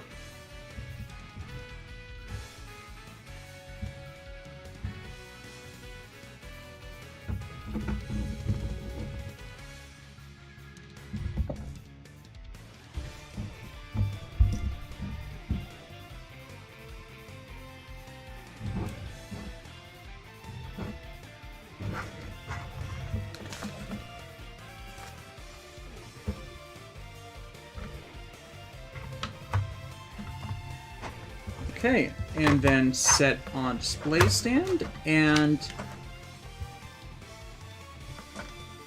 that should be the R3 powered. Holy. The mat, this is... And we're still not done. We have... Oh no! We have not even begun to go further beyond. Yes, but before we continue, I need to actually take a shot of these in individual configuration, or separated but in a group, because I'm not likely to disassemble this from SRX mode. Yeah, once you assemble it to SRX, you're not disassembling it, so get a good picture in before everybody Gacha forever. Mm-hmm.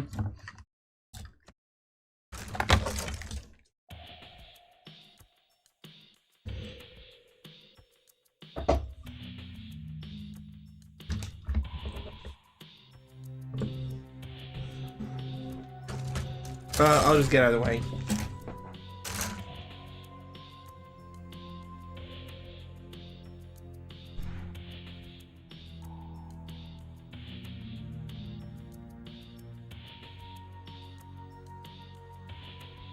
Okay, and now we can start working on all the cheat combination parts.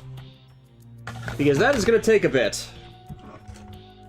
I'm just going to look at this thing from the front, like... Yeah. Like, that alone is already worthy of display. Yeah. Like, just for the chat. Yeah, it's like, god dang. Yeah. The question now becomes for me, will it fit on my shelves? I told Alexis this earlier, that if it doesn't fit on the shelf I want it to be on, I'm probably going to have to put it on my Gacha final display shelf. Emerald DC Mercy, that's huge. SRX is going to be massive. Yeah. R3 powered forms the legs. Wise Gamer, Jesus Anime Christ, there's more? Yes. Keith Thompson, Aya Kobayashi has a lion's share of the parts. Yeah. Because they made cheat parts for the groin construction, so R3 wouldn't, you know, this tiny little R3 unit wouldn't hold the massive weight of it all. Right, which is smart. Yeah, because otherwise that could lead to it just breaking and no one would want that. Mm-hmm. What grade is it again? It's not necessarily a grade, it's actually part of the Shokugan modeling project line. Yeah, Sengetsu. Which don't follow the standard grading system. Other stuff does, but they usually scale into the 1/144 6-inch range. It doesn't always stay consistent with that. Mm-hmm. In fact, there are a lot of mechs that are supposed to be much larger than that, but that's the range they usually shoot for. Right, but in exchange, you get something that's highly articulate and highly. In pretty detailed, all things considered. Yeah, the Super Sentai Gal Ranger fig model kits I built previously on stream, those are all Shokugan modeling project ones. This is strange.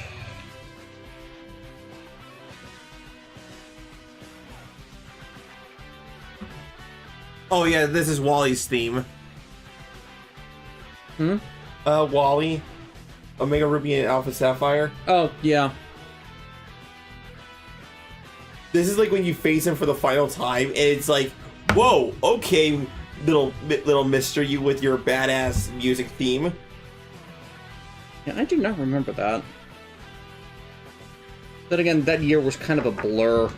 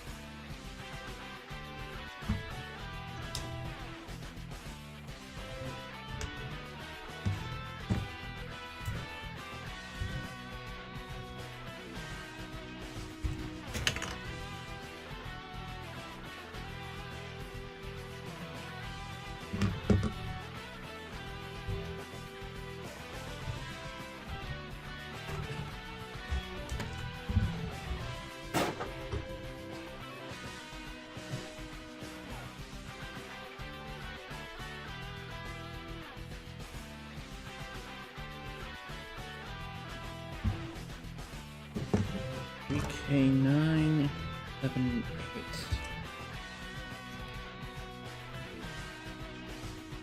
8. Emerald DC, since you're a fan of Evil Dead, have you heard of Poker Night 2? Oh yes, I don't have a copy of it, but it was amusing. Like Brock Samson versus GLaDOS versus Ash. Versus Sam from Sam and Max and Claptrap. Yeah. It's like that. I didn't ever get a copy of it. I didn't play it, but I know I've heard all the clips, and that's just a fun exchange all around. Yeah. Sometimes you get like how I know how Patrick Warburton and Bruce Campbell never worked together on anything. Yeah, and if they have, I don't remember it off the top of my head.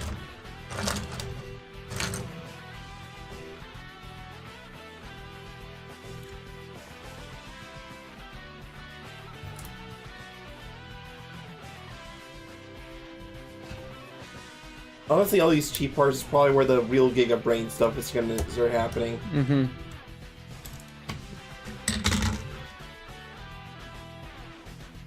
Really smells fruity. I think that's John's toothpaste. Put that in together upside down.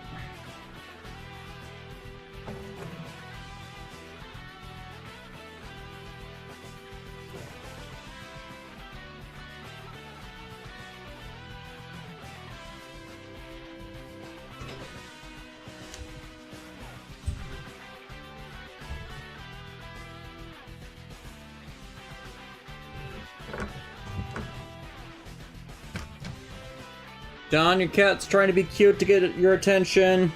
What are you doing? Oh, baby! Hey, did you take a shower or something? Yeah. That must be what we smelled. Yeah. Oh, Dad's like, oh, okay, yeah, you give me attention, bye.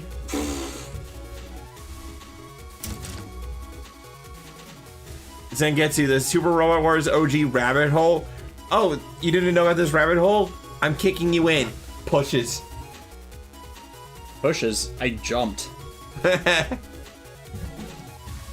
like, again, I am the first person in America to likely be building this, unless they, like, bought it off of Bai or something.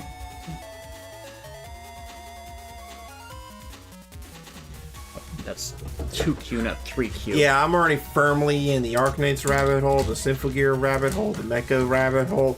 I'm in a lot of holes. And just, you keep digging yourself deeper. Oh, duh, because it's fun and I keep finding stuff. And I've introduced you to some of it. Yes, so join us.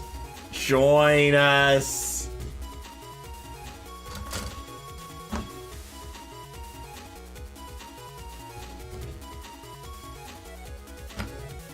It's like that one bit from The Simpsons where Homer's and Bart's on the couch and they're like, please, Lisa. Oh, Lisa, take a seat.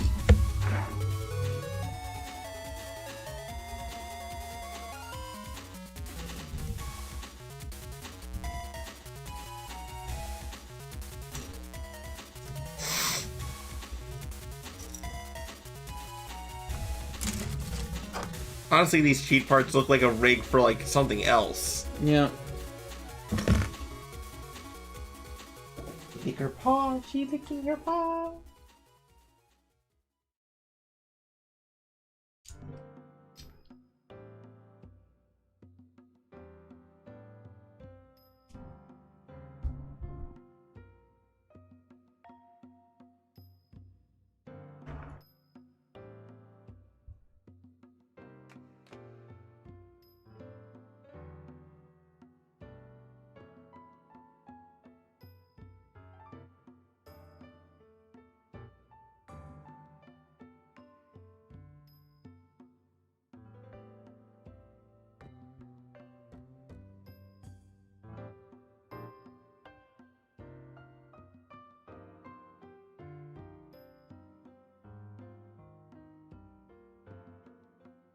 That's all tight fit.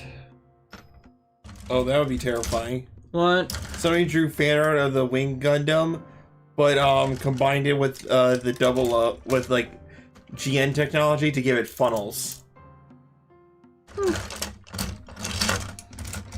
I mean, okay, they technically did have a few bit type weapons in after Colony, but they were mainly the planet defensors.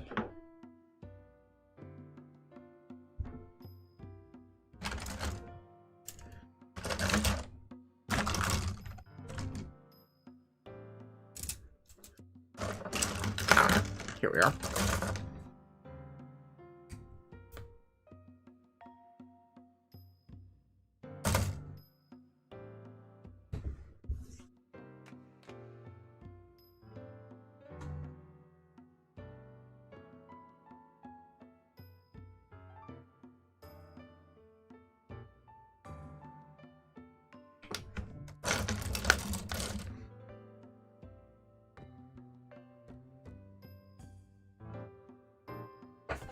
Sengetsu, I don't know if I go into another one. I'm still trapped in the bleach rabbit hole. Well, that's the beauty of it. You just need to dig a tunnel to another rabbit hole and just live there.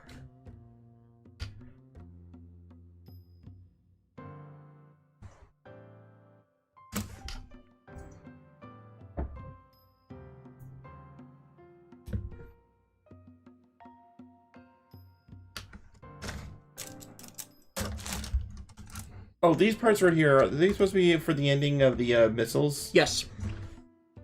Yeah, they plug in. Ah.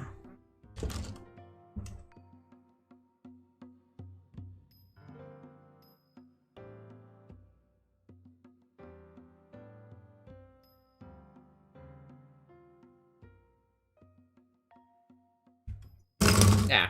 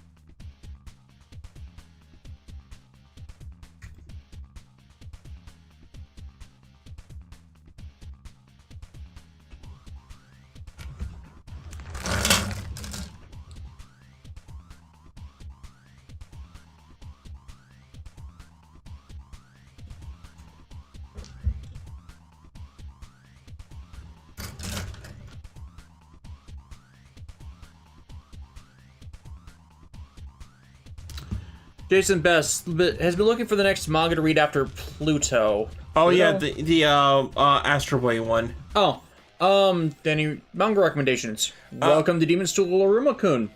Yeah, that's a good one. You can always go to the classics with Yu Yu Hakusho. What's it? Miss Jason Best. Let me introduce you to my religion, that is JoJo's Bizarre Adventure. Start from part 1. You won't regret it. It's like, Alexis, stop trying to drag people into the rabbit hole. It's like, eh. No. Stop trying to draw people into the JoJo rabbit hole. Before and after. Let's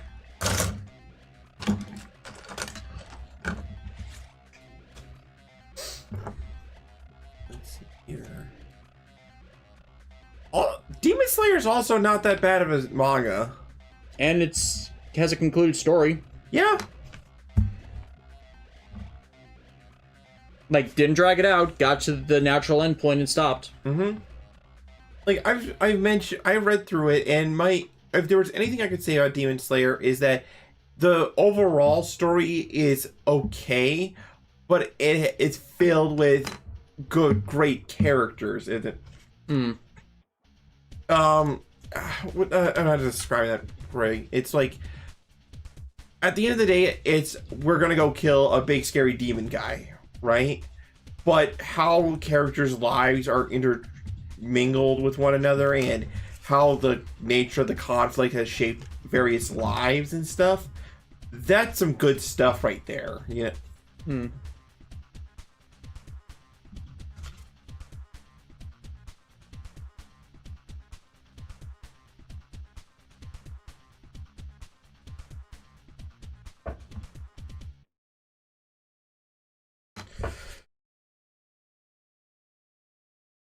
Also, kind of in an odd in progress, wanted to recommend Final Fantasy Lost Stranger.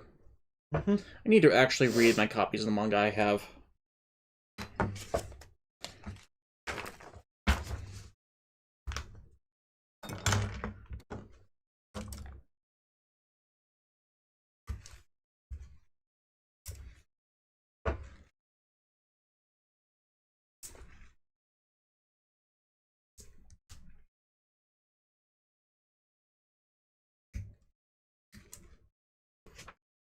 I hit the end of the playlist. Oh my god. We went longer than the playlist.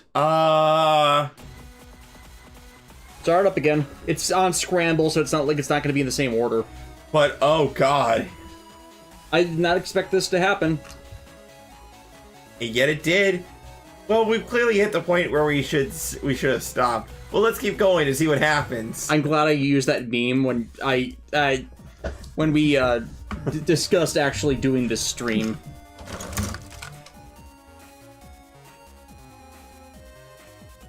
It's true. Didn't say it wasn't.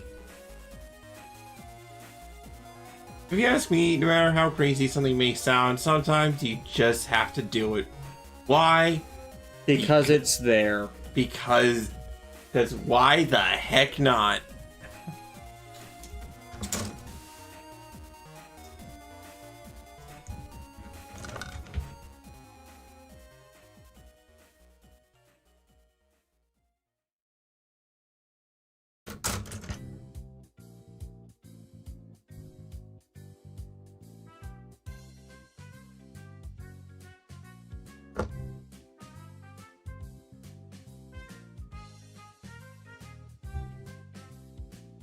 Ah, pants.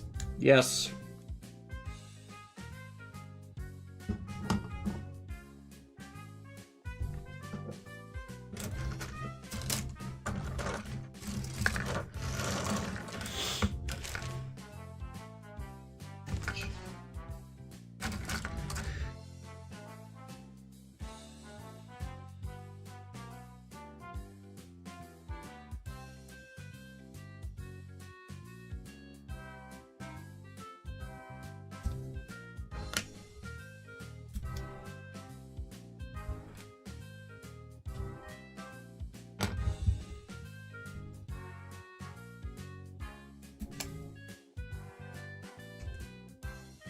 But yeah, as of right now, we would have been canceled by YouTube's video limitations. Yeah, YouTube would have struck us down with like righteous fury. Non-righteous fury.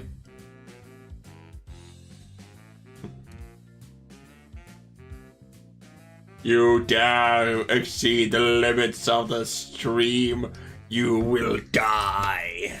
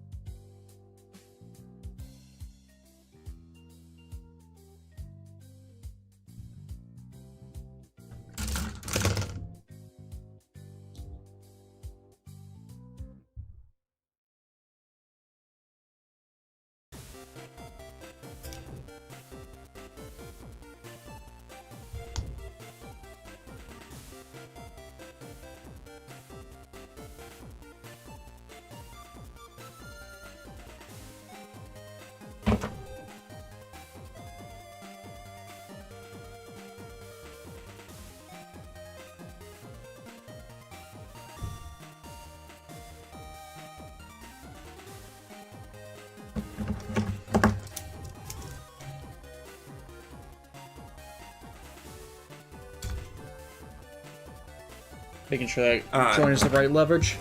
Jason Best, you know, I wish I could. I wish I could read the Cyborg 009 manga, but Comixology got rid of the official translation of it. That's unfortunate. I mean, it's probably archived somewhere unofficially. Mm-hmm. If you go about sailing the high seas, if you catch my drift. Oh, speaking of something that got duped, or like, you know how there was like that Toei Spider-Man special on Disney Plus? There was? Oh yeah, there was. It was like a part of one of their Disney Marvel documentary series about various aspects of the Marvel universe. I did not know they did one on Toei Spider-Man. They got rid of it. Of course they fucking did. It was part of the, like, again, that's something about streaming services that I really despise. Media preservation is non-existent. Media preservation is non-existent with them, and like the fact that you can just like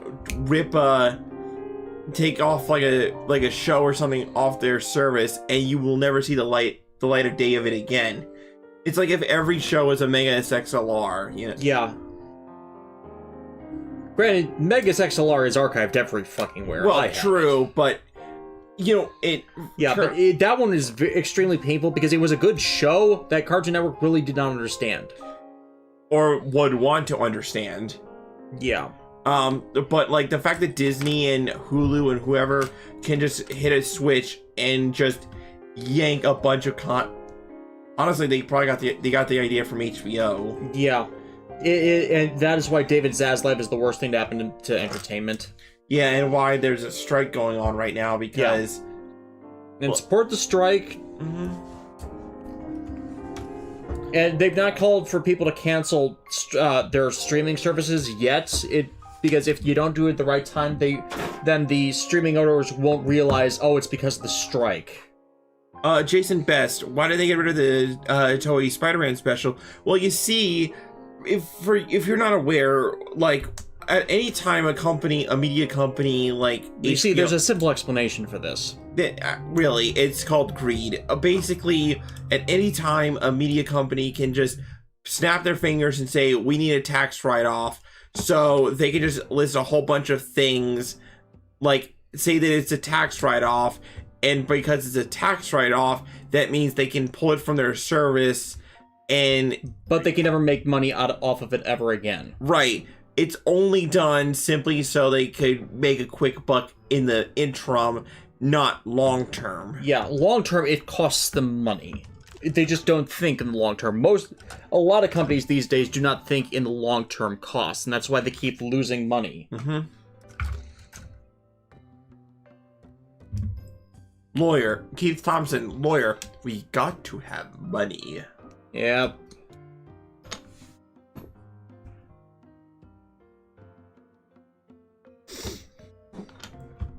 It's like short-term, let's terminate some employees for superfluous reasons. Long-term, why won't anybody work for us?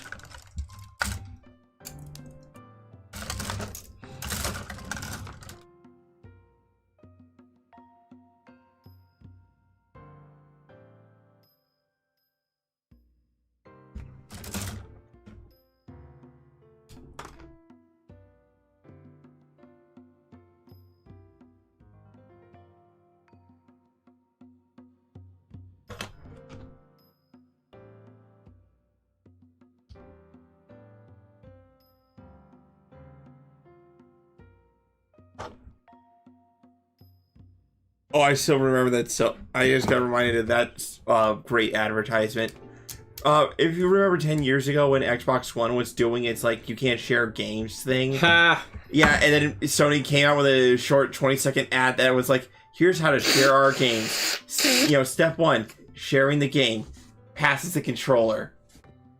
Either passing the controller or passing the physical copy of the game. Yeah, it's like honestly, that's some of the most devastating burns from. Yeah, it's like when you share your games, if it's like a single player game, odds are the person you shared with will then want to buy a copy for it themselves. You then get 2 purchases for the price of 1, or 2 purchases through the process of gaining 1 loyal customer. Like, that's how I discovered Final Fantasy X. That's how I discovered Zone of the Enders. I had friends that lend them to me. That's how I first discovered Xenosaga, even though I bought the games much, much later. But yeah, like, I still love, like, somehow the most devastating burns in gaming history were the result of another company being stupid, and all the other company had to do was just say one thing and then mic drop. Yeah. Like, that's how I discovered Spyro, if I remember correctly.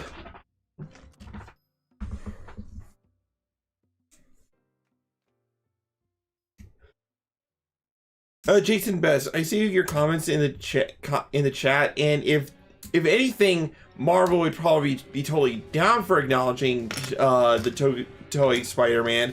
The issue is you're dealing with Toei, who are notoriously terrible when it comes to understanding international audiences and playing nice with others. Like, if any, like, think of Toei as that kid on the neighborhood block. We should clarify, modern Toei is terrible at it. Like, modern Toei is like that kid on the block who has all these really cool toys, and if you ever ask, hey, can I play with you so I can experience these toys for myself, they will give you the stink eye and tell you to screw off. Granted, we're almost certain it is solely director of production and planning Shinichiro Shirakura, as after he got promoted to that position, that's when Toei began to truly stonewall people outside the stuff he pushed himself.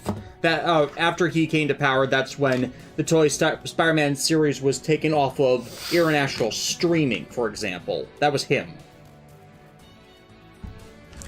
Granted, there is no definite proof, but it is a long-held suspicion, because he does not know how to handle these matters.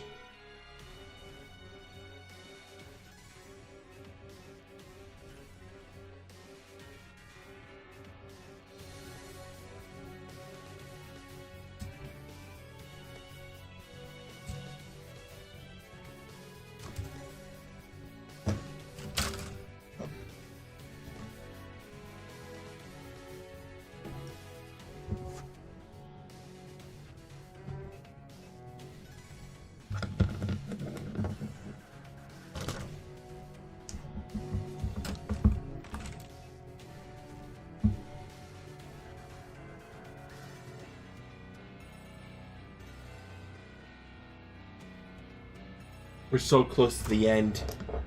Or are we? Are we? Arby's? Are we? Are we VR? No, none of that. Shame on you. Hey, come on. You know I have tons of other things I could reference that would get me smacked by a pillow.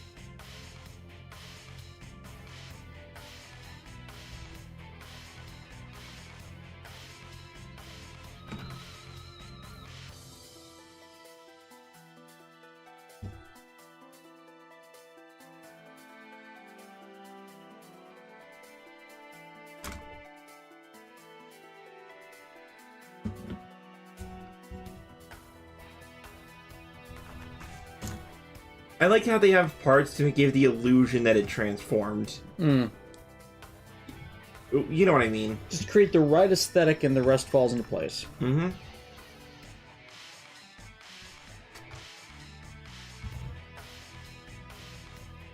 Oh, I totally agree, Keith.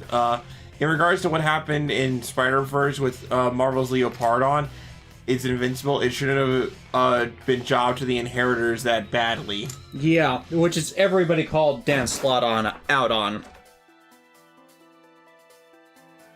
It's like Dan Slott is he's oddly controversial. It's because like he wants to do new things, but he tended to do them in ways that the audiences were not endeared to. And it's a case of good intentions, but the way you go about it is just so weird. So plus he can unfortunately be a bit of a jerk on Twitter by getting too attached to it, which not completely on him. He tends to encounter and talk and clap back against a bunch of assholes, but it's like recently he's like trying to clap back against the backlash against Zeb Wells for his terrible run on Spider-Man. And it's like, you can't defend that. No, it's like he's saying, oh, it's some big grand conspiracy to like bring him down. It's like, no, we just really did not like what he did. Yeah, he just sucks. It's entirely possible that he just sucks. Yeah.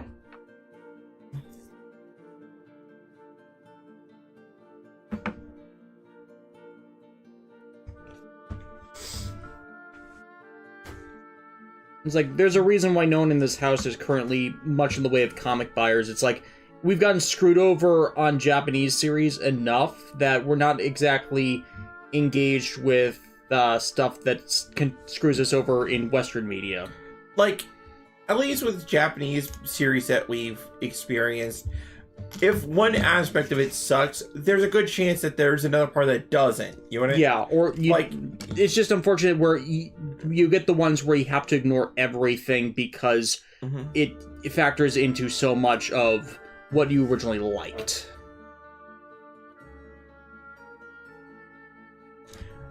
Emerald, that does raise a question. Haven't Toei got rid of Shirakura yet? Nope, they have not. He's not done anything criminally wrong, and usually, unfortunately, for Japanese companies, that's the line. Even though he's made things that don't really encourage audiences to buy shit. Like, I honestly feel like people give him too much of a free pass. Way too much, especially over here. Yeah, like, it's because... Because we know from what he himself has said that he is the problem. Yeah, like, he's never said that he's the problem, but he says he's responsible for these things that are bad. And it's a pattern of behavior where we do not enjoy anything of what he does, and yet his stuff is what gets most in people's faces, because he's the guy, he's a boss.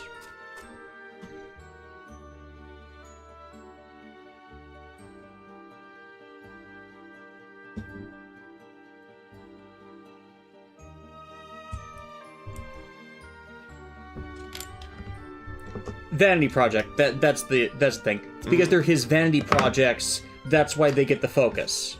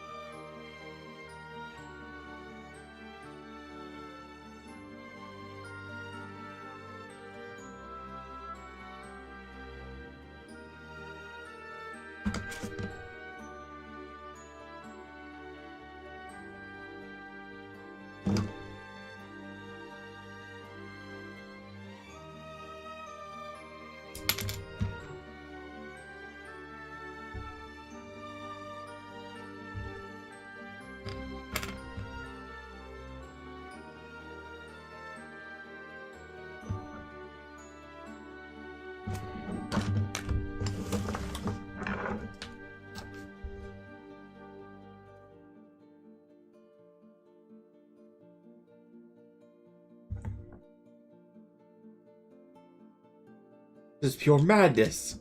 No. This is Robot Wars! These are cheat parts.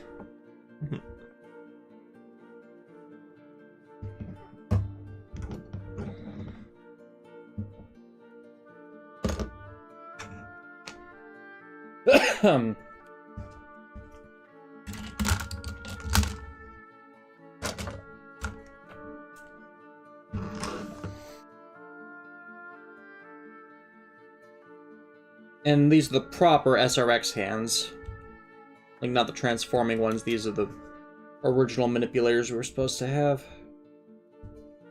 For the effects part ones as well.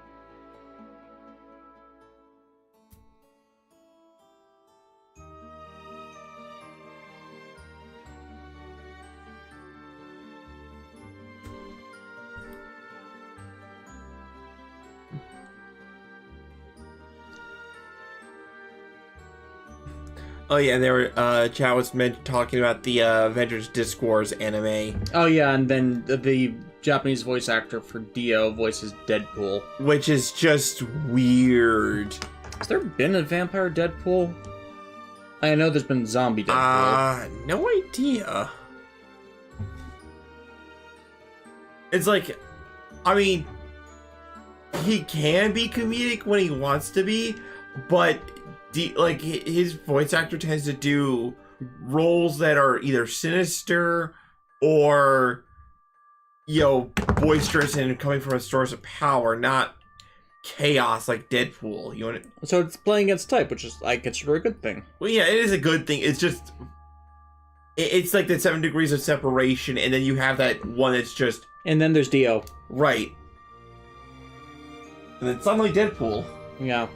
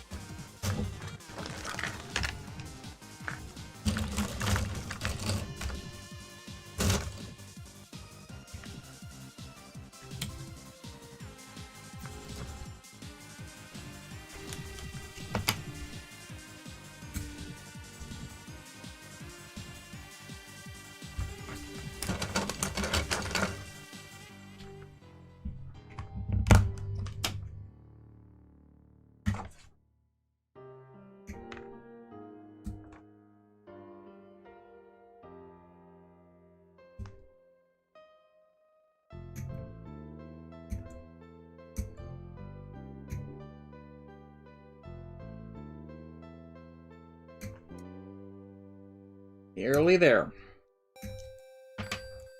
Is there a mall for Ben Presto from... No. Like, they might do another mod kit for the SRX to maybe turn into the Banprios, but I don't think they're, like,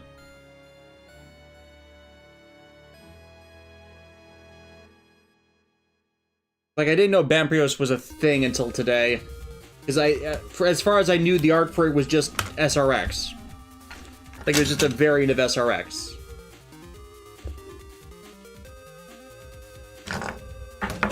Now I need to wait for Alexis to get back.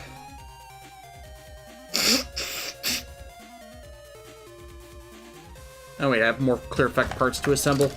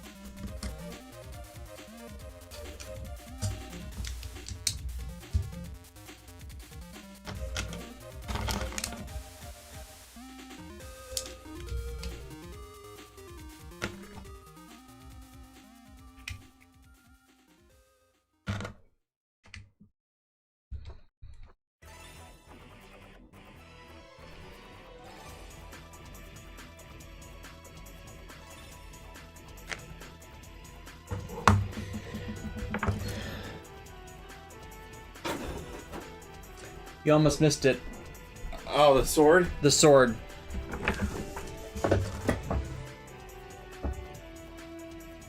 The largest, well, second largest, I forgot about the perfect grade, red frame ashtray Kai.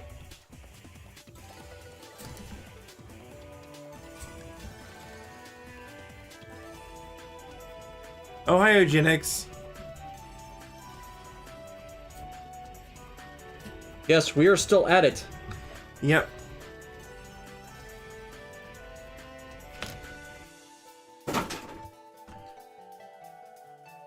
Yeah, Emerald. Oh yeah, Keith. Yeah, between Emerald DC and Keith Thompson. Yes, Dio's Japanese voice actor was in the Bastard 2022 anime as the side villain, Diamond, who was like an immortal vampire guy who was talking mad smack.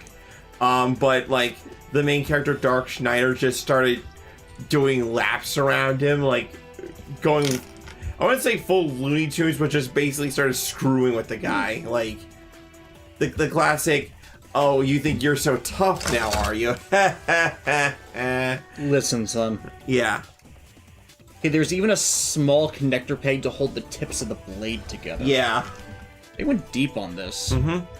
Oh, hello, Jax, and yes, I am doing pretty well and feeling awesome. I've been watching my devs here build this kit all day, and don't regret it one bit.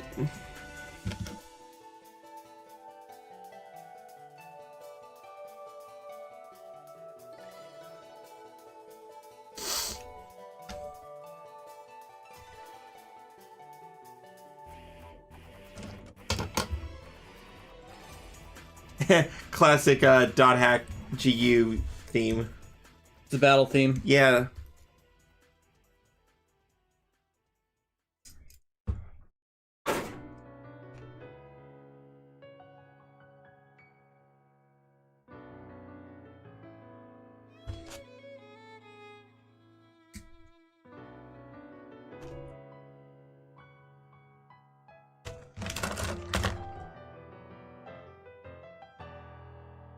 Yeah.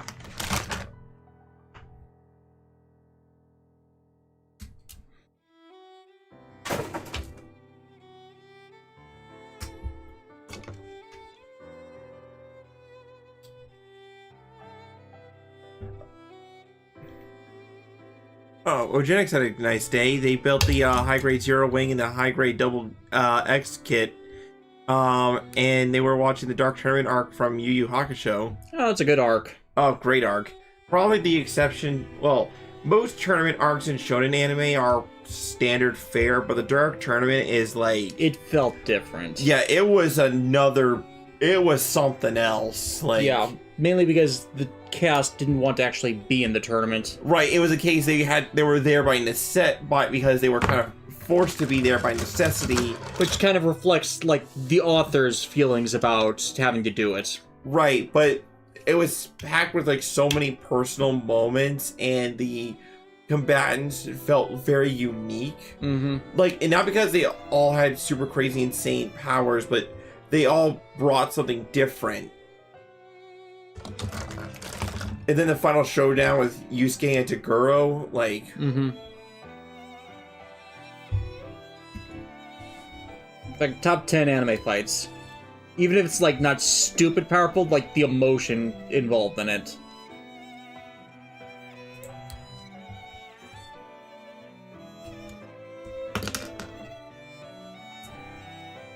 That's a sword.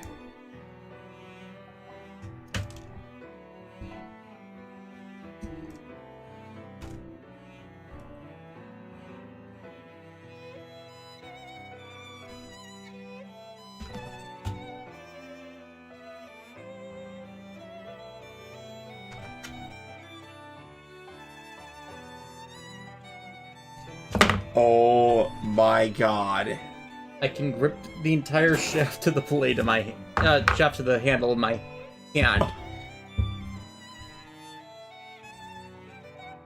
It is from my elbow joint to the tip of my finger, to the tip of my middle finger.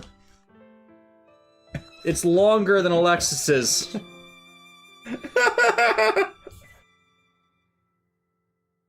That's... If I had a nickel for every time we encountered a big sword in the last 2 days, I'd have 2 nickels. Which isn't a lot, but it's weird that it happened twice. The other one being the Gokai Saber. Oh, I want to see how it feels.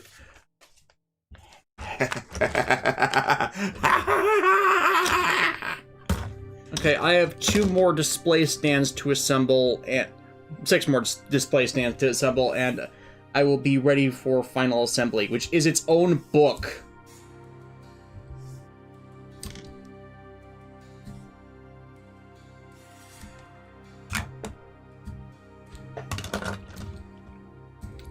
Eugenics, that's a freaking dagger. Yes.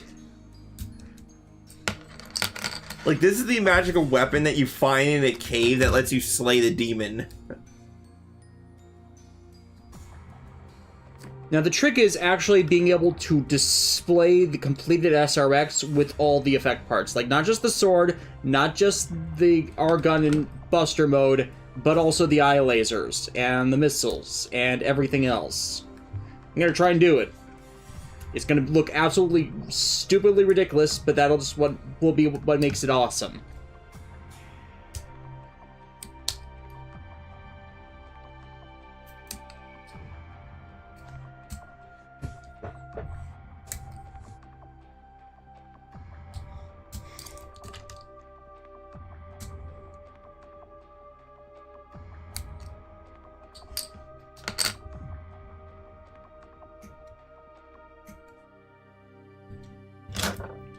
Alexis, put down the sword.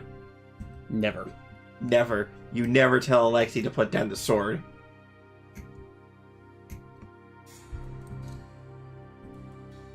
Screw the one wing of power, the one sword of power.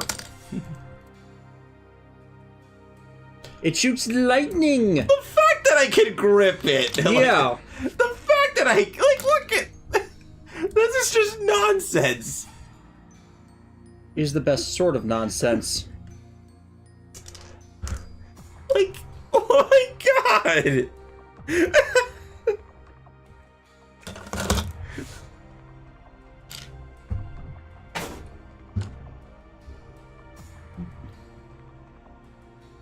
sword. That's not a knife. This is a knife. Look at it, John. I can hold it in my hand. Nice. Be right back. Gonna kill John. Okay. It's longer than Odette.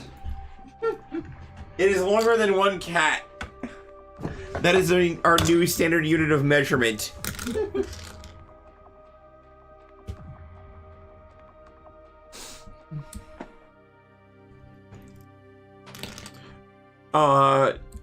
Looks like Eugenics is gonna be getting the high grade turn A and trying to decide on the high grade work on high grade wing kits or seed kits or G Gundam kits. If they're the high grade remake seed kits, I'd recommend them because I just like seed designs. Yeah. But the high grade wing kits are pretty good. Pretty solid, yeah.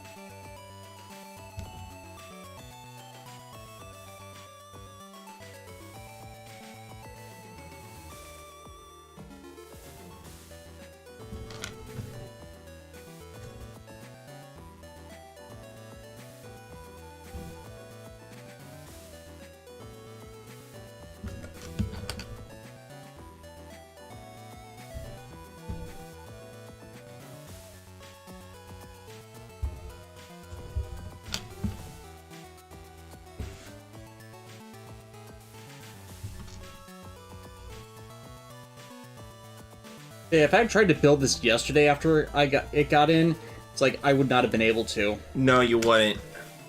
I could probably still been working on it, not just when you got home, but...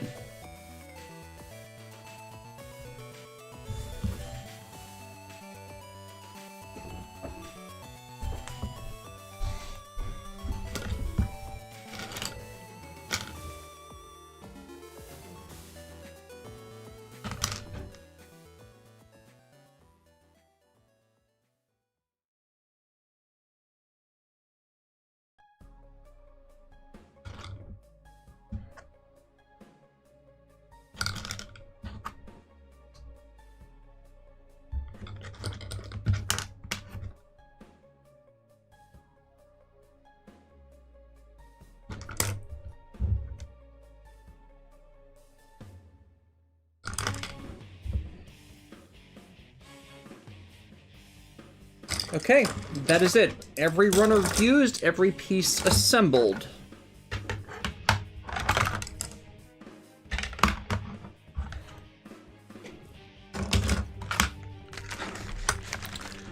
Not every sticker applied because I missed some, because of course I did.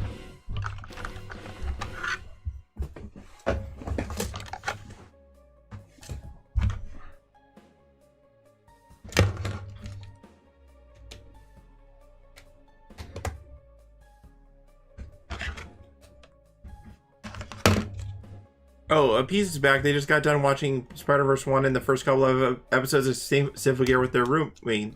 Hope they're enjoying it. Yes, spread the religion that is Symphogear. It'll change your life for the better.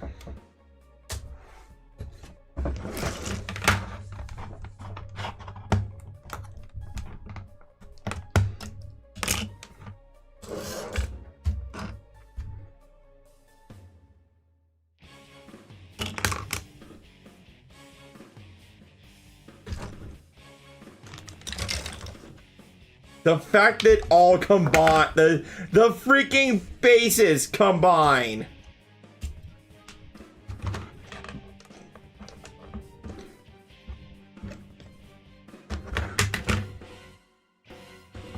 Securely at that.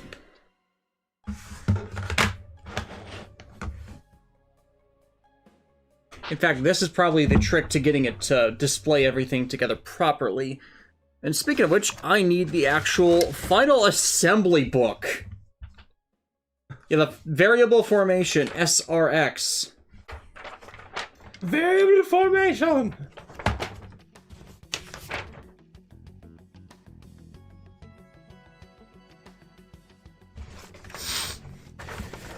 Okay, starting with the R1.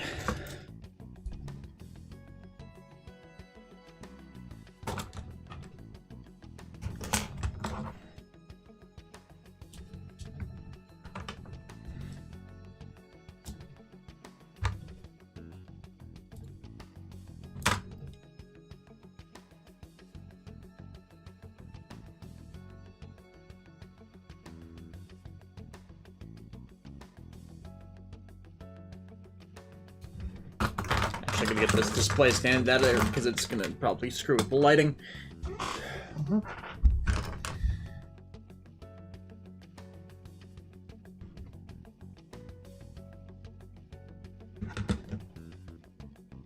Keith Thompson, all thanks to that fanboy. Ah, yes, Ryu say. Like one of the, I think he's the pilot of the R1, and it's like, but what if they all combined? Yeah. What does combining have to do with anything? Combining has to do with everything. Because it's cool. Sometimes you just have to do it because it's cool, okay? There is like, why is there a tiger on that thing's chest? Because it looks cool. If you don't know, that's a reference to Jay Decker. Yeah, Jay Decker. But it's completely true. And it's like, you need to allow people to have that kind of absurdity. And it's like, because it's cool is a valid explanation. Yeah. It's like, if you're going to explain something and you don't, you can have that as a valid explanation. You just need to explain it. Yeah.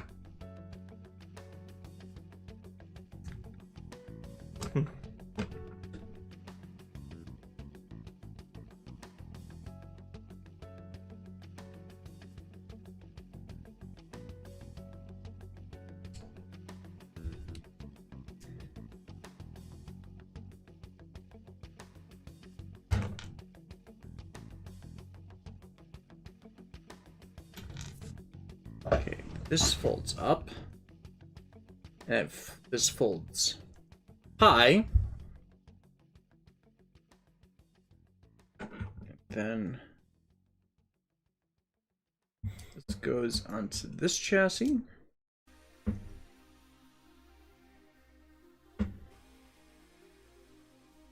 This sits in.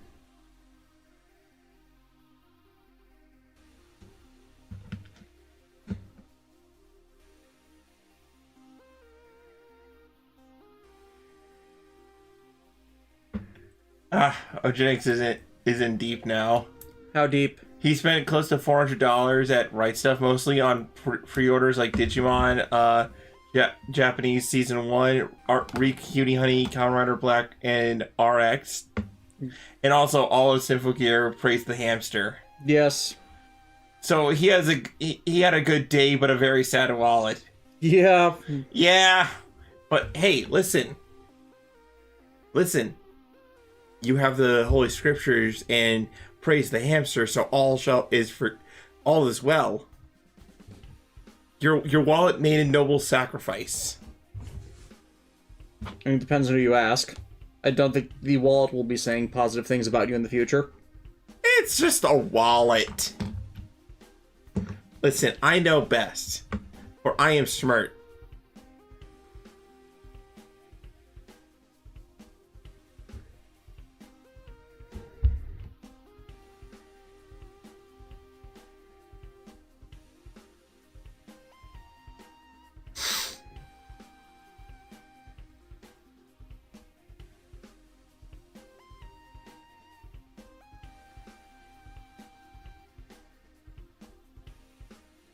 Exactly, Eugenics.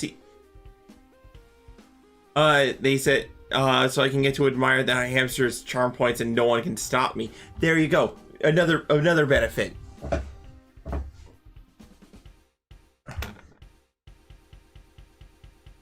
Zangetsu, Masahiro Inoue was an Iron Saga? Oh yeah, it was just straight up Masahiro Inoue with his own original mech, like, because.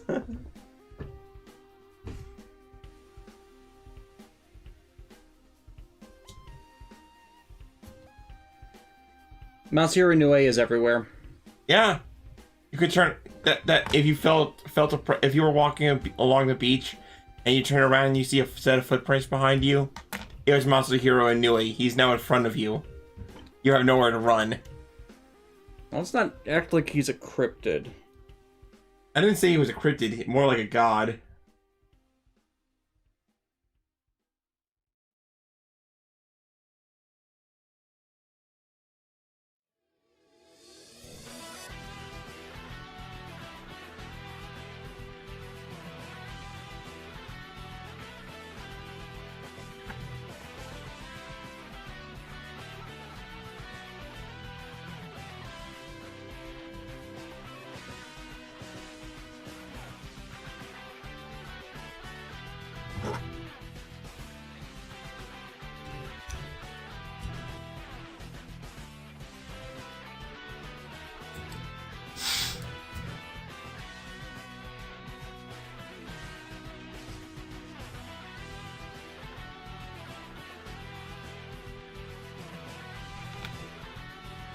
Peace. Is that why I want to say damn you to Decade at random?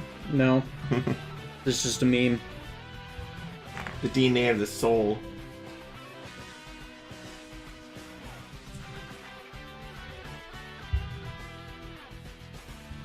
I honestly hit the damn you Decade meme because it's legitimately not his fault 90% of the time.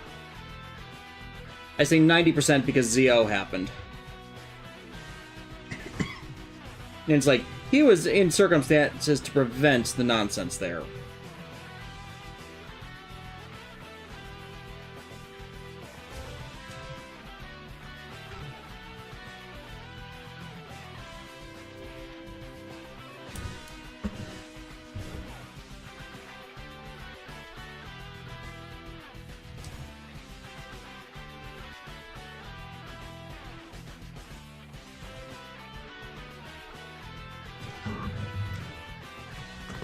Okay.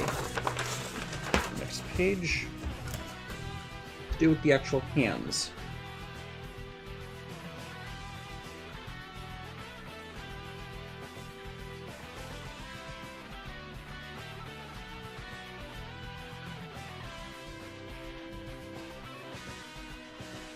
See, I knew it was going to have me turn this joint.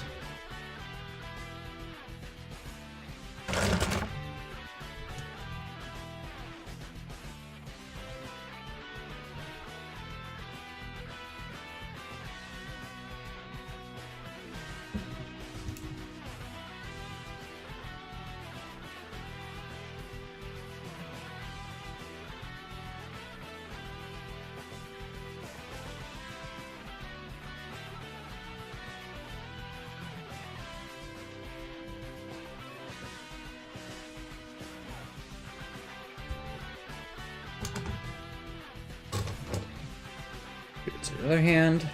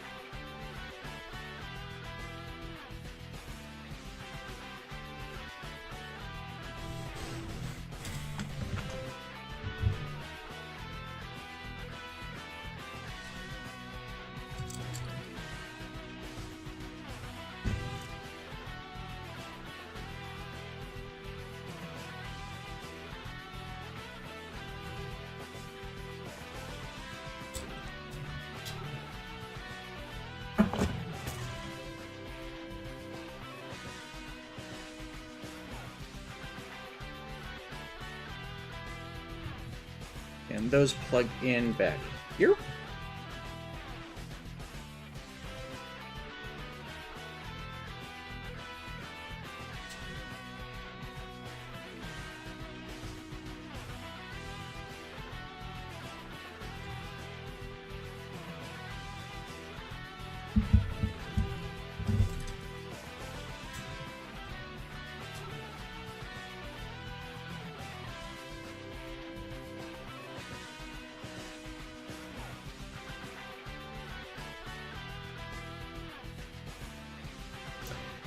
Okay, that should be it for R1.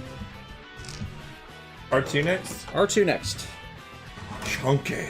Chunky. Okay. Unplug. Unplug. Unplugged in the wrong spot, unfortunately. Gotta put that back on now.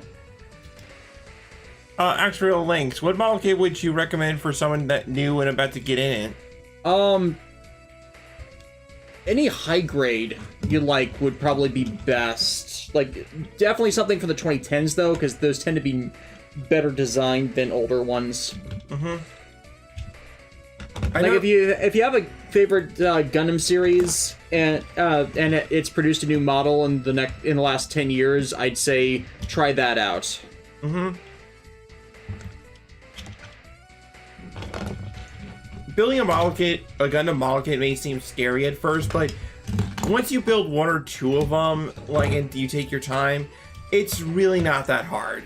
Yeah.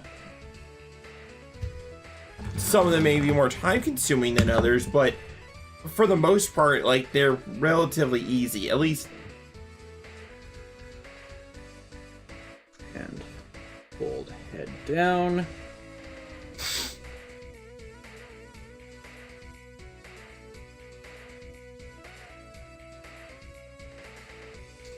Flip over.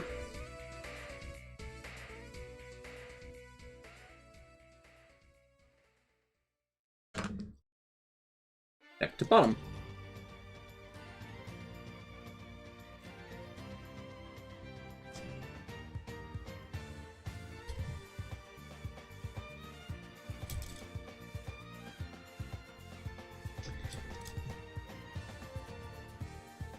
Man, that reminds me of Gravion. Mm-hmm.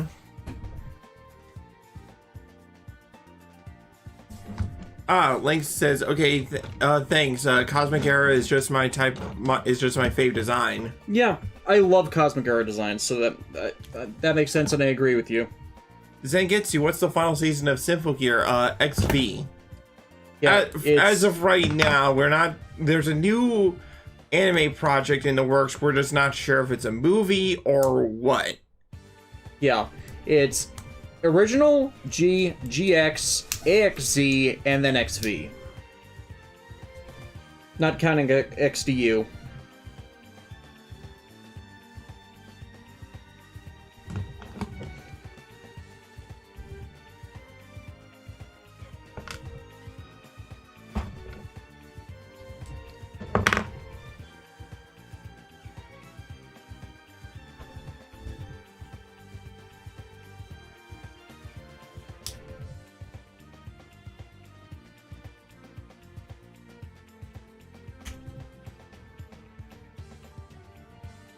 Hold down.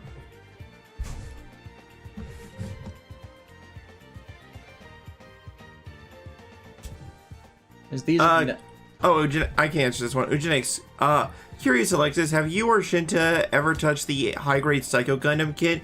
And yes, we both built that one. Yes, we both built it, and while it is from 2004, it still holds up pretty well, all things considered. Yeah, I just suggest the 2010s ones, as 2010s ones just tend to have better construction overall, but there's a lot of older ones from the 2000s that are completely fine. Right. Like, the other advice I would give for new model kit builders is, if you're going to your local hobby shop or you're perusing an online store, and if you see a design that, like, catches your eye, Just try it out. Just try it out.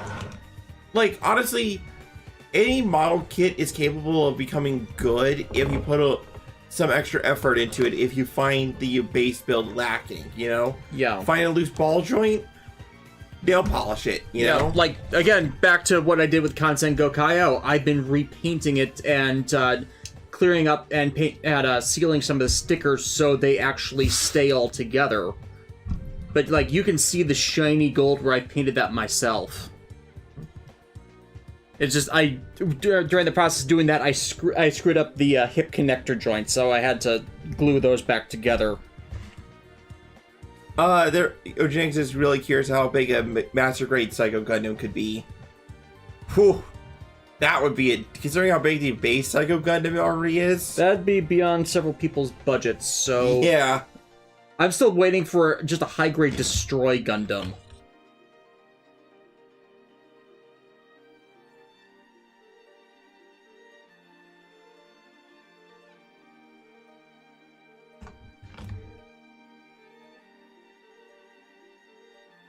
And I am curious why Bandai has not done that one yet, considering all the other Seed high grades they've done.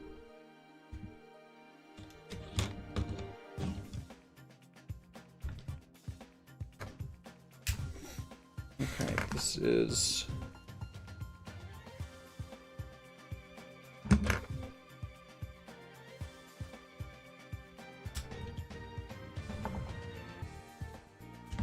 Oh, that's why. Yeah.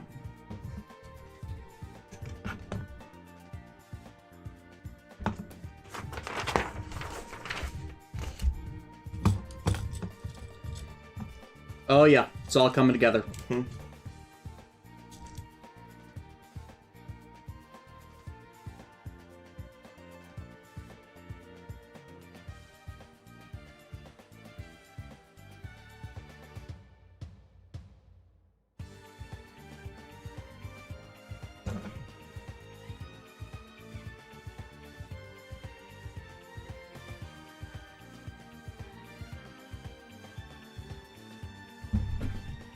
And lock.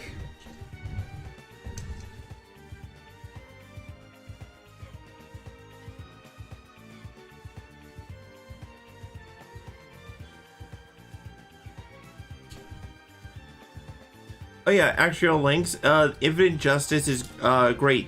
Lightish Red, great for high grade. Yeah, that one, I built that one. It's really good. Like,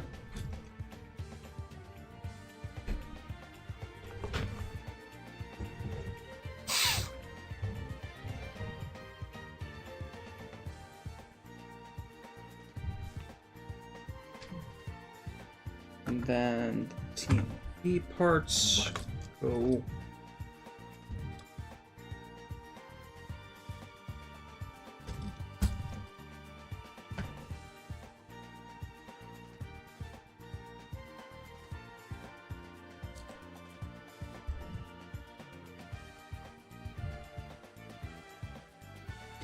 Ah, that's where that comes in. This piece. Oh. Locks in here to secure the, breastplate. yeah. Make sure it retains the proper shape. They really did think of everything. Mm-hmm.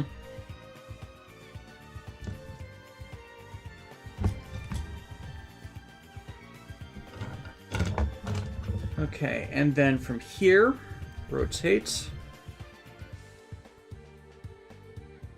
Oh, I need to remove that first. And rotate.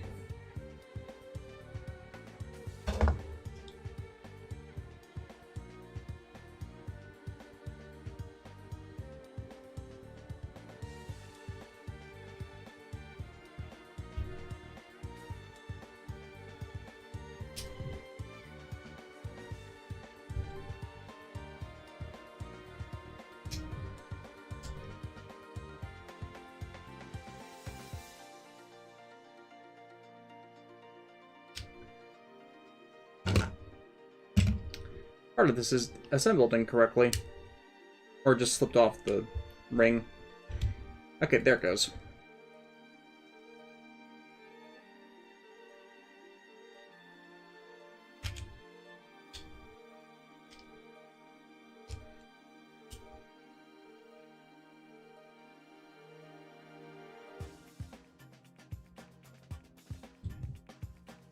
And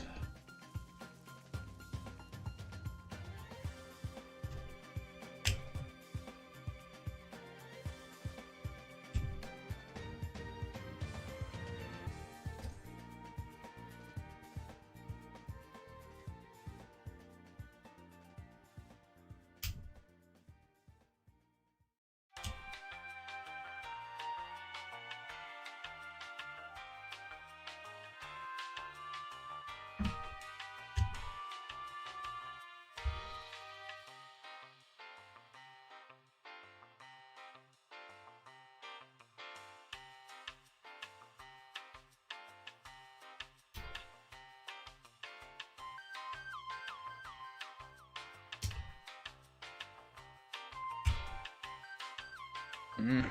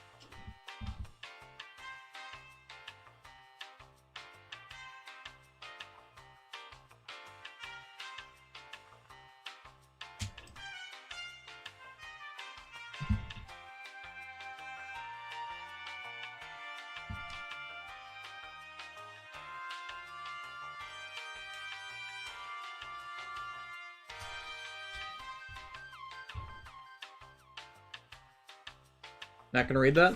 Oh, it's saying get to favorite TM Revolution songs. Everybody go. No, no one for that. Oh, from Eugenics. One thing I'm sad to see Bandai hasn't done yet is a revive high grade of the Double O Gundams. Yet I would drop on those so fast, mostly because not sure if older kids still hold up or not want to drop for the MGs. Yeah, not Super High Patch Wolf. What's the guy? Mecha Guy Kotsu? Mecha Guy Kotsu has been reviewing a few of the high-grade Double O's kits. Like, I have the Zabanya from the Awakening the Trailblazer releases, and it's not very good. I think the problem is just, like, it's too new. The last, the Gundam 00 kits were right before they started the high-grade renewal line. So, like, they're trying to cycle through older stuff first.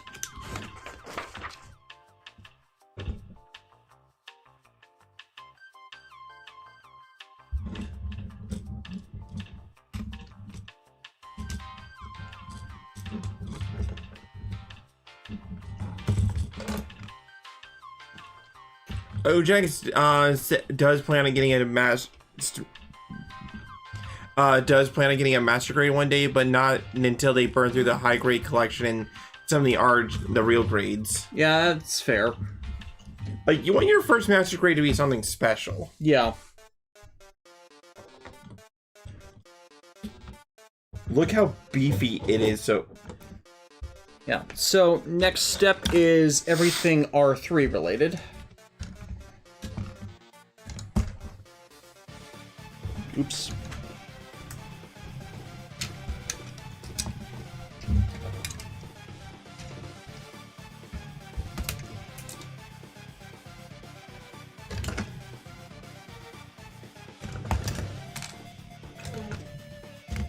So that doesn't surprise me. what? This. They're not very strong arms. Well, then again, like, Yeah.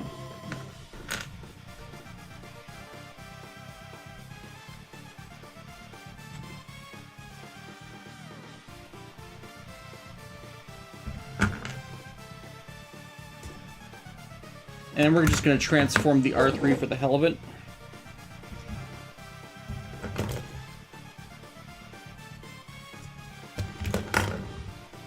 Just to see what it was supposed to look like had we not... were we not to go with the cheat part version.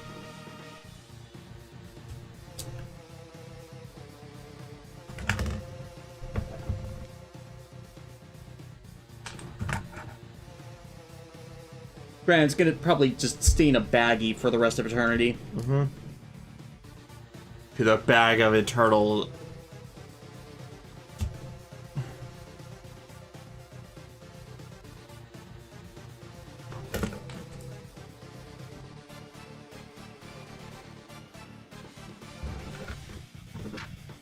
Oh yeah, these were supposed to go on the thighs, but I forgot to do that. Whoopsie. Yeah. Anyways. From the proper...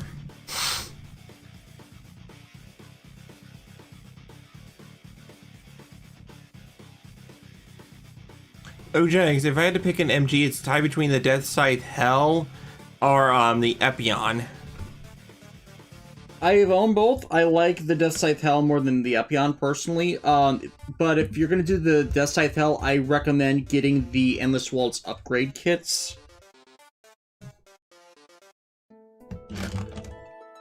Just because it deals with my one issue of the Death Scythe Hell Endless Waltz version, in that it gets rid of the Death Scythe Hell's grappler shield. And Actual links. Did we get any kits for the VXT trilogy? Not yet. No, we're hoping we do sooner rather than later.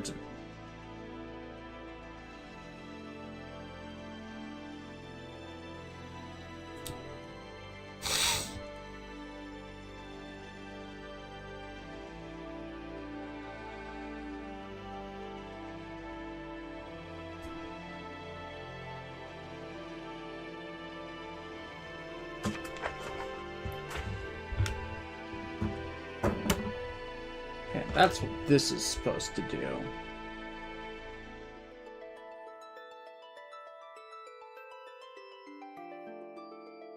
Goes in and around these components to secure them.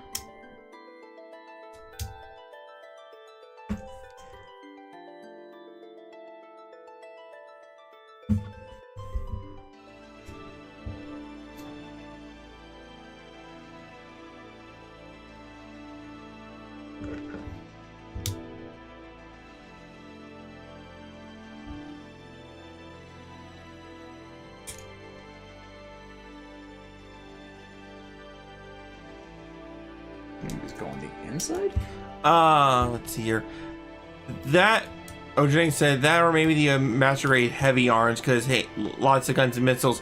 The Master Grade Heavy Arms is really a really solid Master Grade, like not super hard, not. Get the custom instead of the mass retail one if it pops up in a P Bandai cycle. That's my only recommendation. Mm-hmm. Oh, and third-party Igel unit just to make it slap. Because that gives it even more DACA. Mm-hmm. And you can never go wrong with more DACA.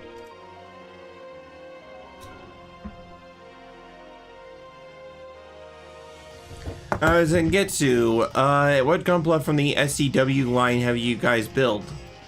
Which line? I think he's talking about the SD Gundam World Heroes stuff. Ah.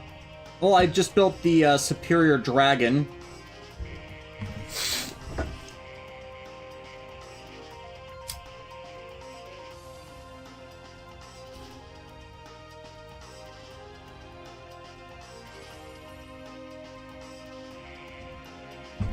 Yeah, just for comparison with the I think cheat parts. I definitely think the cheat parts are the way to go on this. Yeah, cheat parts. But hey, the fact that there's an option there. Yeah. And then this goes in the back. There's a connector joint there for it. So I'll swap that out now.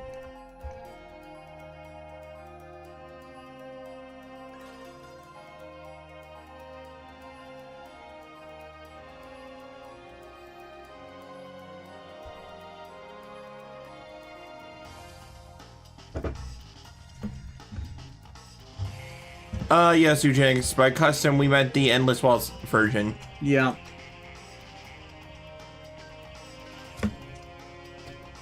It's like the Heavy Arms EW Master Grade it doesn't look right, so everybody calls it the Heavy Arms Custom. Same thing with the not so much the Ultron, but yeah, everyone calls the Endless Waltz versions of the units the Customs. It's a naming convention Bandai itself started.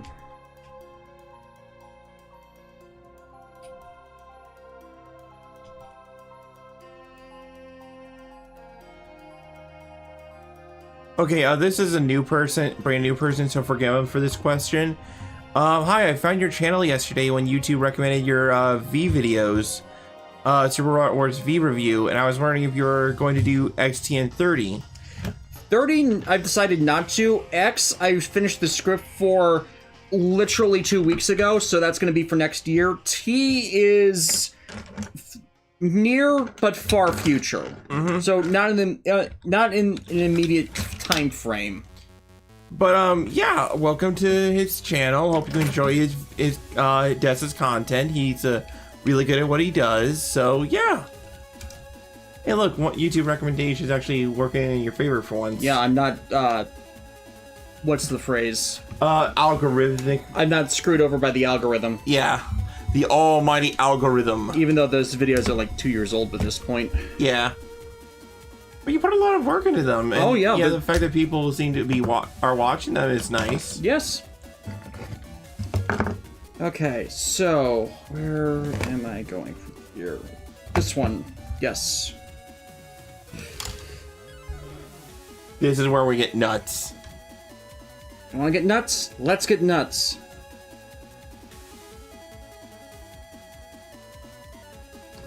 Fold that in and up.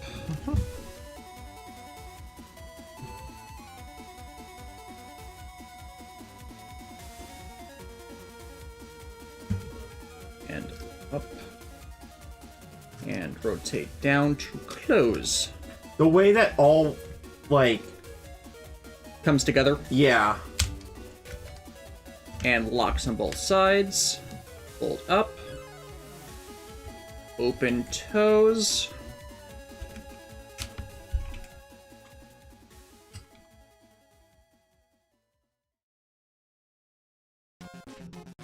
Fold that around.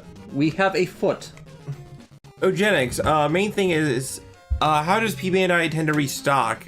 Because they've been eyeing P Bandai for a while now for restocks of the high-grade death scythe Hell. It's honestly up in the air. The best thing you can do is just keep an eye on it, because why... P Bandai is a mystery even to people who buy regularly from P Bandai. Your best bet is just to, like... stake it out. Yeah, stake it out. Because they do reruns. It's just a matter of waiting for it to end the right timing. Zangetsu, those SRW videos are still amazing, Des. Yes, thank you. I get a bit more ranty in the X ones, unfortunately. And Emerald DC says, that's a shame that you won't do a 30 review, but though after your thoughts on it from streams, I can understand that. Yeah, it's kind of based from that, where, by the way, if we were just going to do the original legs, it's like, this feels like it's way too small to support the weight. I'm glad they did the larger, but less accurate ones.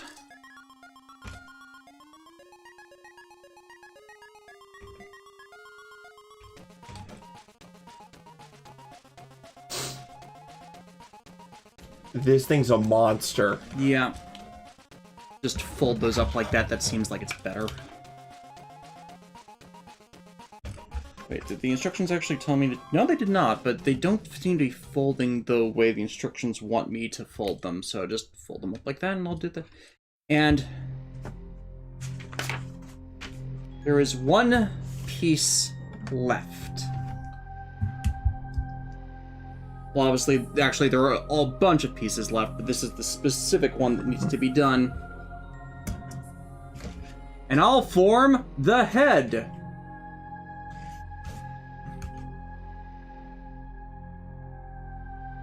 Zangetsu says, you are the master of rants and I love it.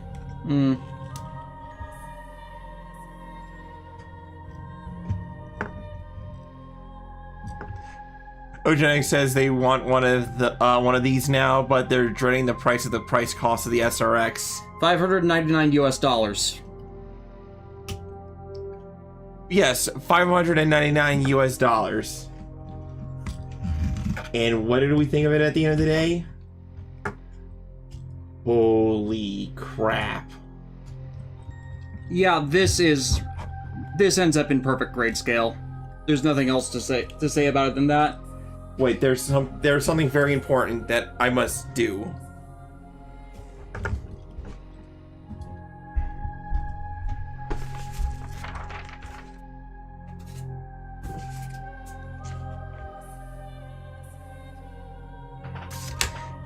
Now, for me, of course, it's a matter of getting this to actually be in the proper position and scale, and you're going to put Hibiki on it, aren't you? Duh. We must see.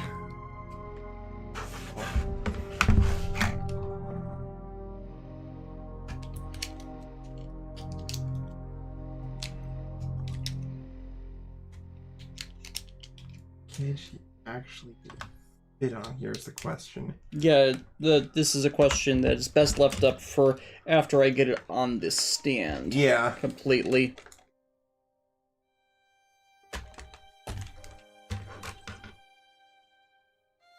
No, for supportive purposes. I don't think I elevated this far enough.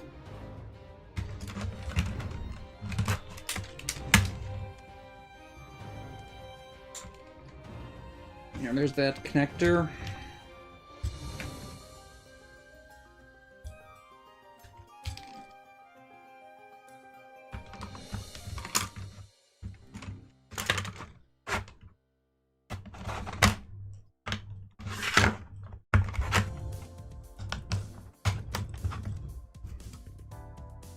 Xreal Link says, yeah, the only way I found your channel is because one day I would say, hey, why nobody talk about Dot Hack GU is a good RPG, and just and then there goes the videos from 2015. Mm-hmm. Okay, it is on a stand, on the stand.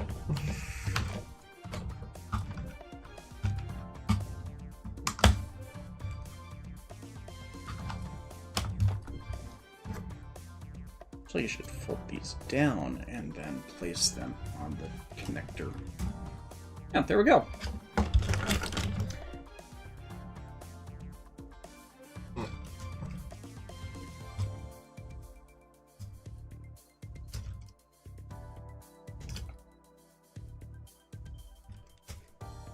Okay.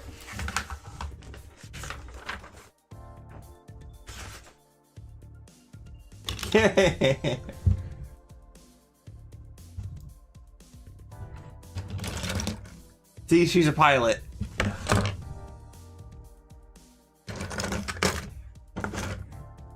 Not enough drills for her, though. Yeah.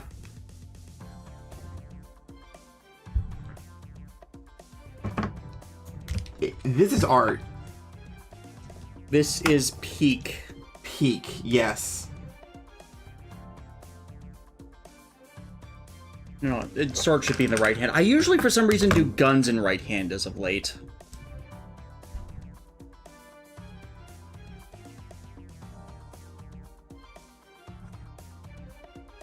Ogenics, when a new kid is built, Alexis will throw in the hamster at it with extreme prejudice. Whoa, hamster be upon ye.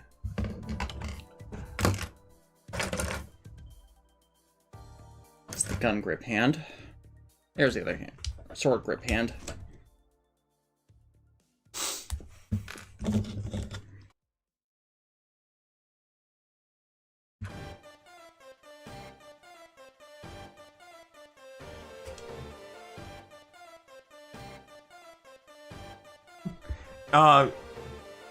He's also saying Shinta is the one who convinced me to get the Dot Hack GU collection one day on day one, and don't regret that purchase. Also made them sim for Alcade. Yeah. Like, Adelie is the OTP with Heseo, but damn, Alcade is just... Mwah. Okay, look at it holding that sword. The sheer insanity of it.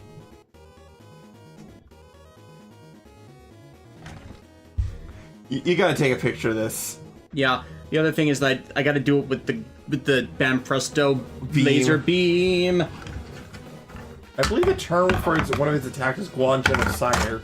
Yeah, that's the Genocider Buster.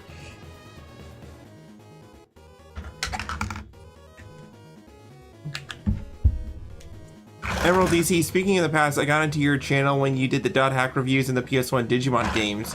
I was already a fan of Dot Hack, but it was nice to hear someone else talking about it. Oh yeah, those are old content for me. Mm-hmm.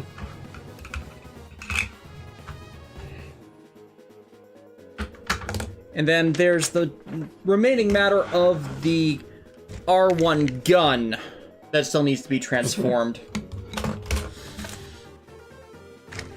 Which... yeah, here we are. No, that's not quite it. Okay. This is another effect part. Goes in the leg. So... energy slash.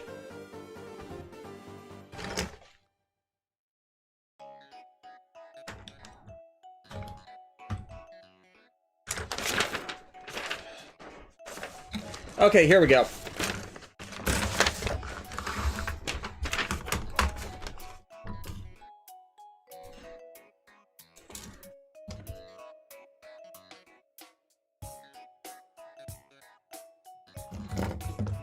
Fill these in.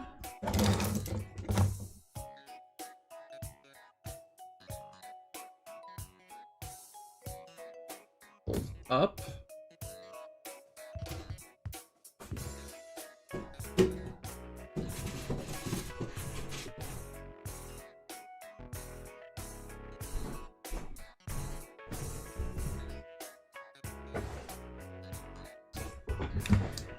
Okay, that's how that assembles into that part of the cannon.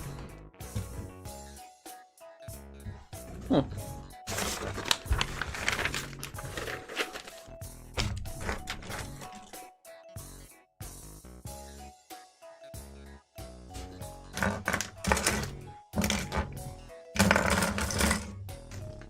See, now I have to dig through all the effects parts I assembled earlier.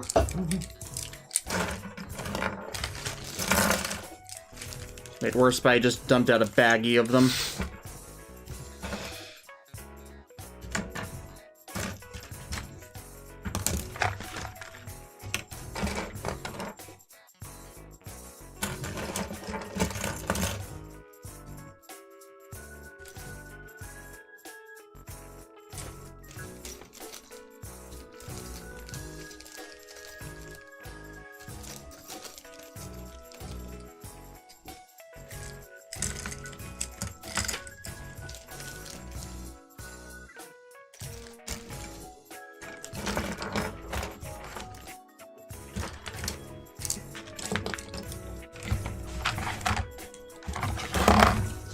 Oh no, wait, here it is.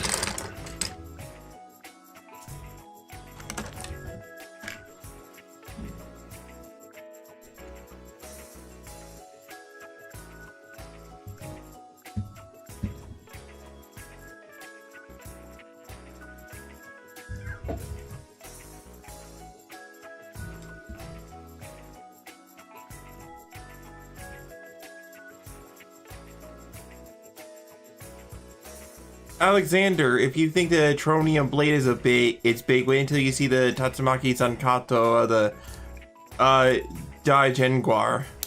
Oh yeah, that. Yeah, now I know what you're talking about. Daigengar. Yeah, Daigengar. That's another blade. Yeah. And then I need the R gun instructions for conversion there.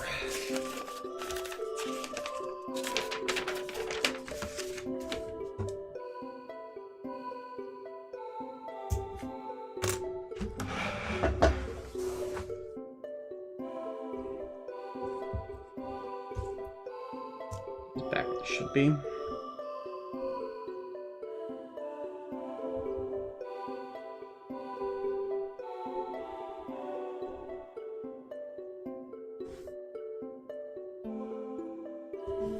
Oh, hey, Kyo, it's kind of late, but I'm popping in my head for a bit. What's up, folks?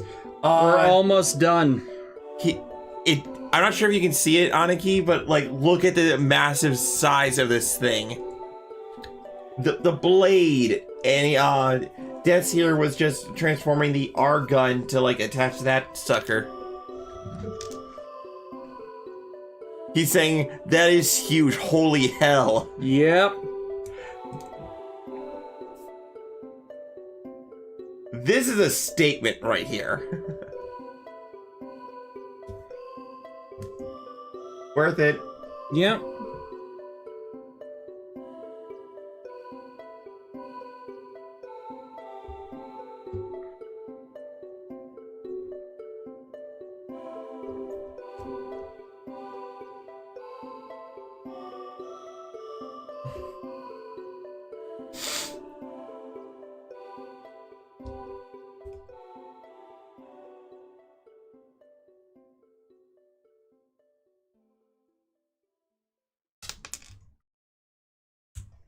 why does that one piece keep coming off?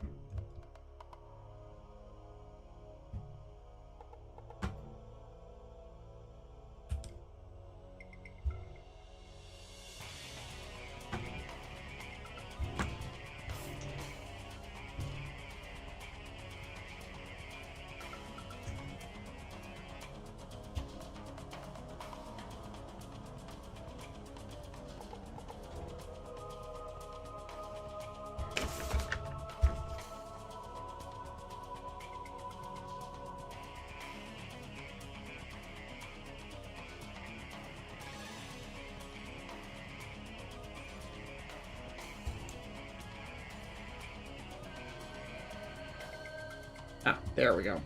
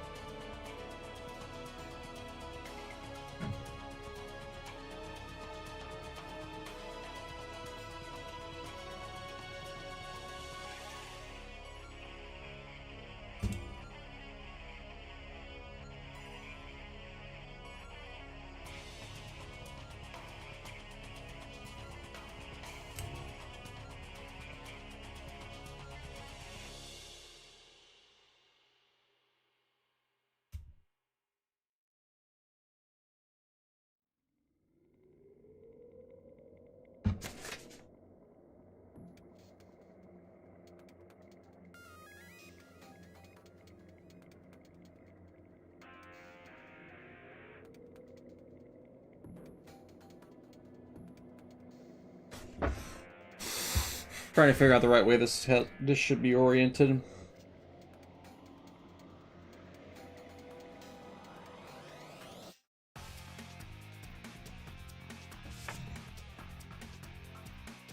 Actual links. Know the reason for to love Cosmic Era Gundam is maybe if you see them similar to cars and their design when you watch stuff like. They're basically equating like a really cool car design to like some like mobile suits. Like sometimes you just see some that are just cool. Mm-hmm.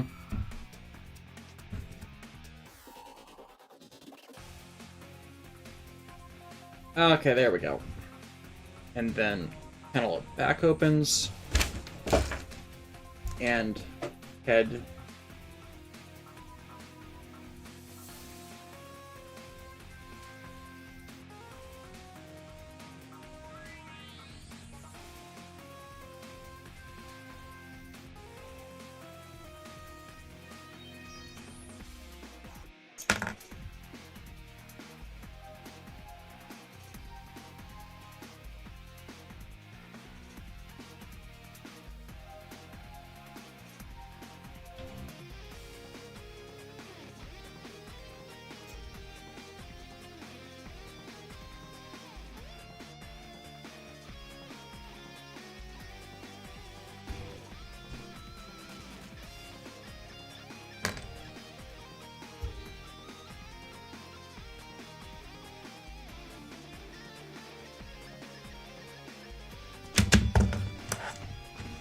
There we go.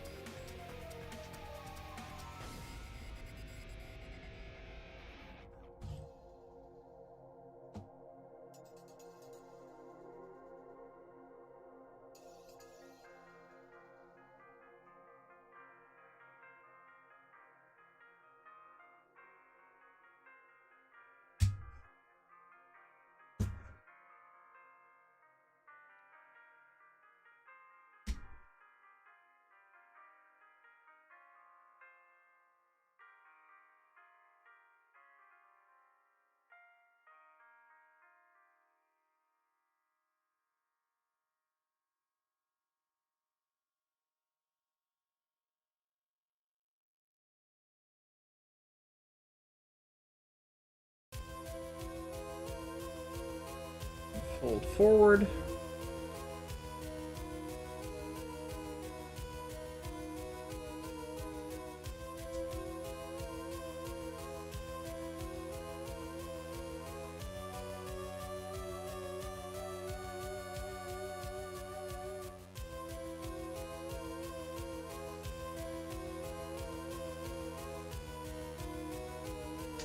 This one's a bit complicated to do.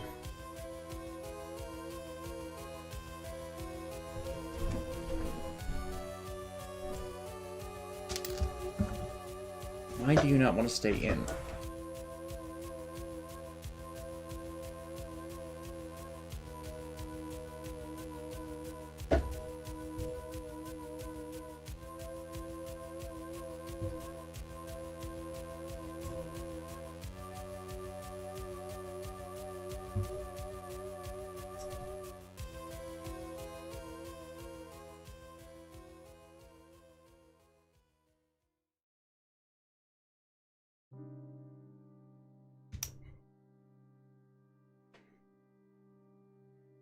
Okay, there we go.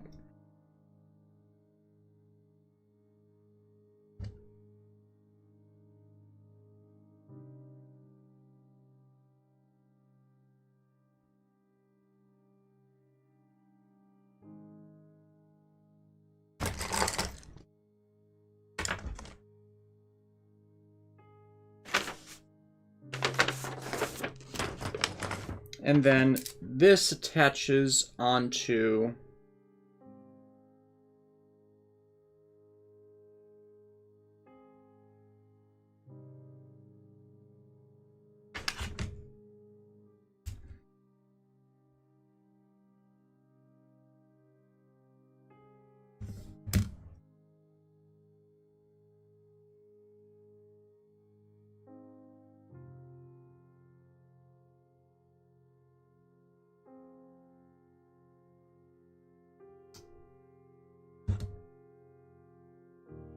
right there. That's a gun. This is a gun.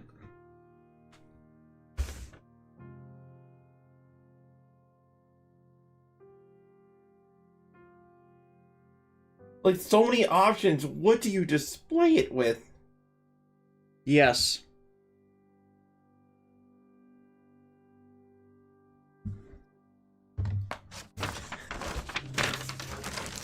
There, Alexander, it's also a bit funny since I'm currently playing through SRW-OG1. Huh. I'm guessing someone translated it.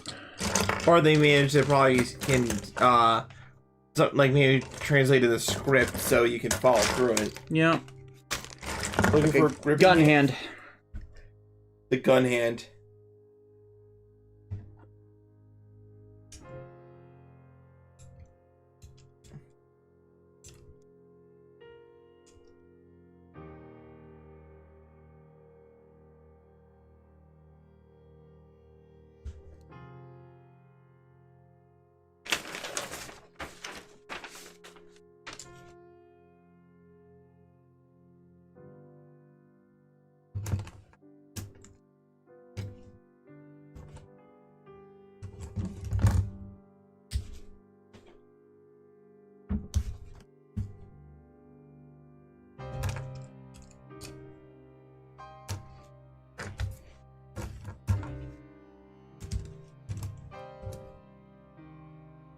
That doesn't lock for some reason.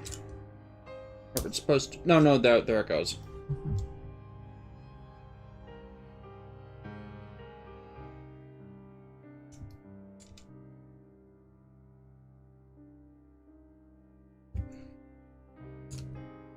Well, OG, apparently according to Alexander, OG Super Robot Wars OG1 is one of the few to have an official English release. Oh, is that the GBA one?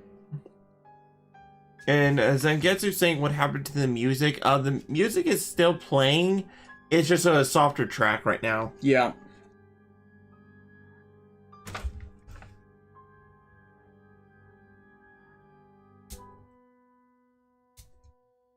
That one doesn't like to lock.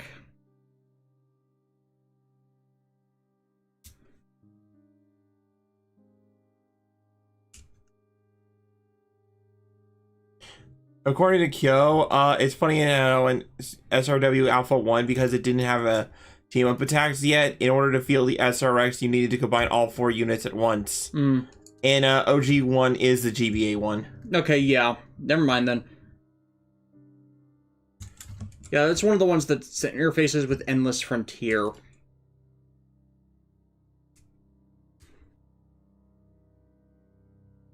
They're just so hard to find, I keep forgetting about them. Okay, now the gun is gripping, but it's like this tab doesn't want to stay stuck.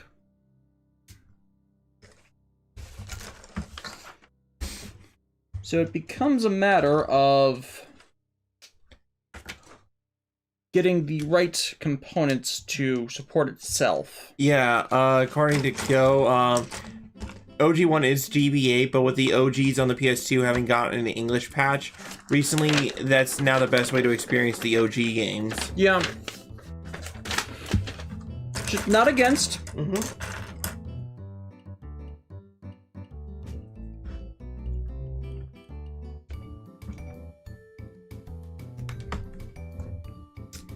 And then I'm looking at like 4 instructions at once.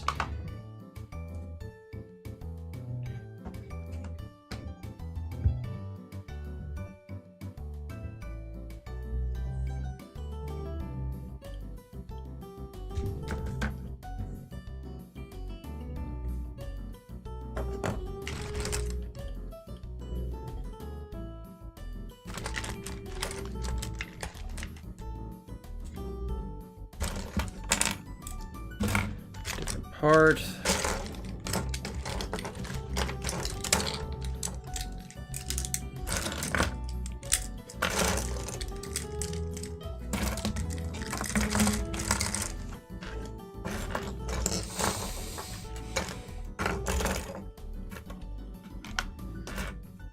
I'm looking for a different clear effect bracket.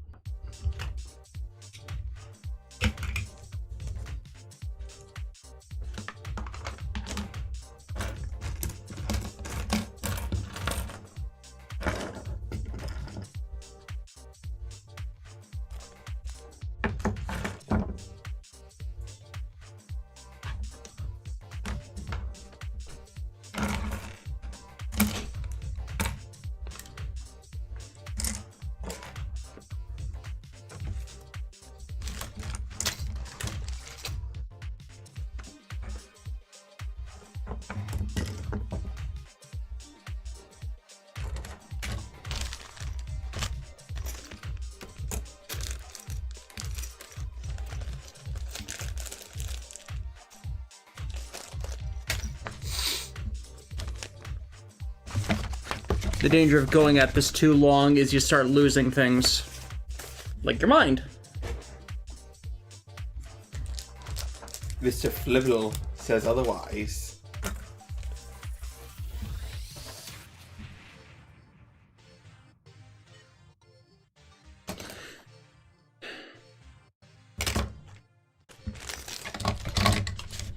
And I'm glad I cleared off most of this table beforehand.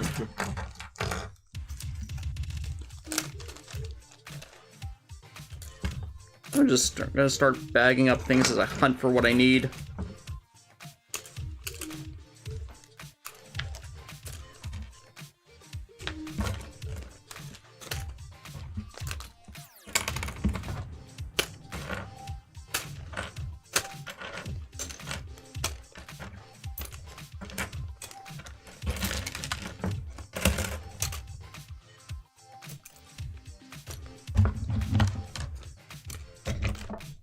Hands.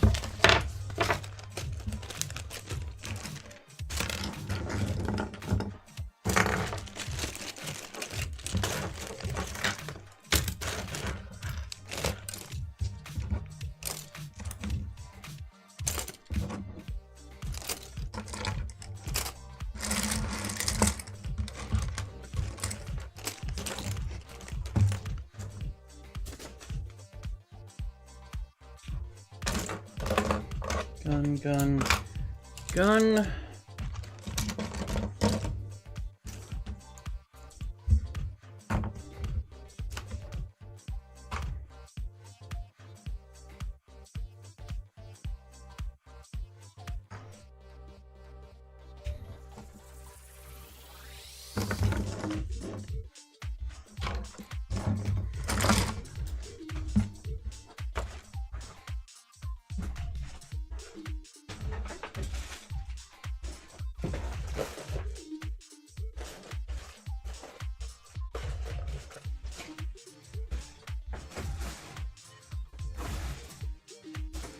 Are you looking for another bracket piece like the long ones?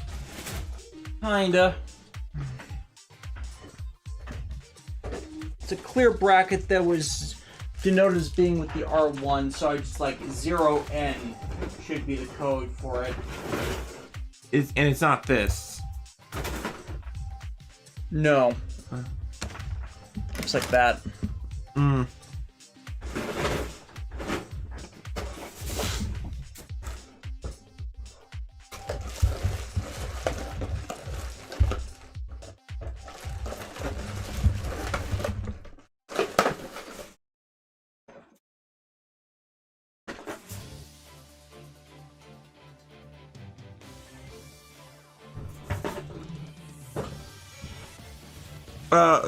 Genix, do you intend to what do you tend to do with the boxes from the kids after you're done with them?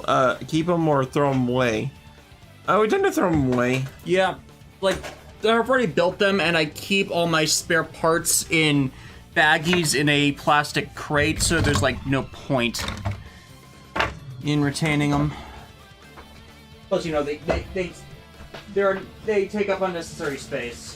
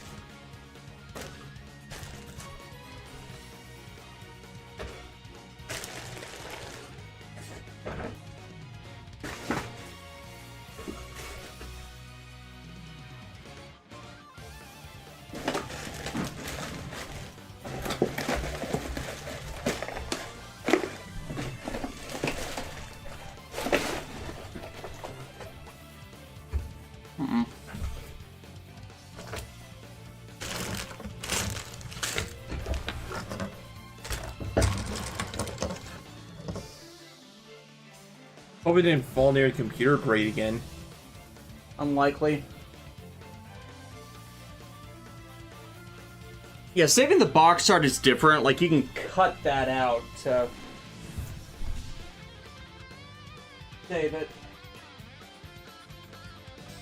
Axial, so I buy a kit and then buy a nipper or anything else you would need to get.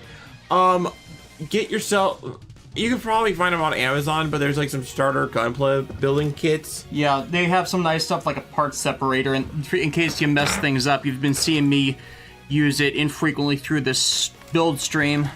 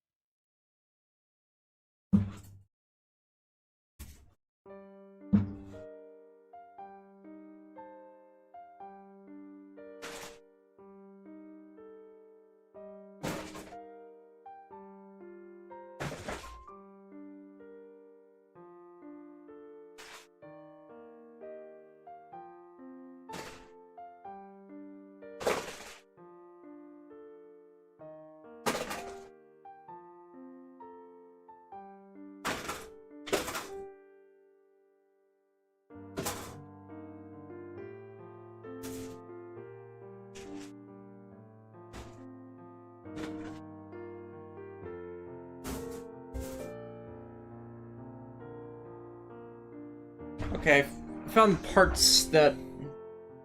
Okay, so it's a cloudy colored piece. Ah, there it is. Second I knew what color it was, that helps me find what I needed. Okay, so now we can mount the gun appropriately.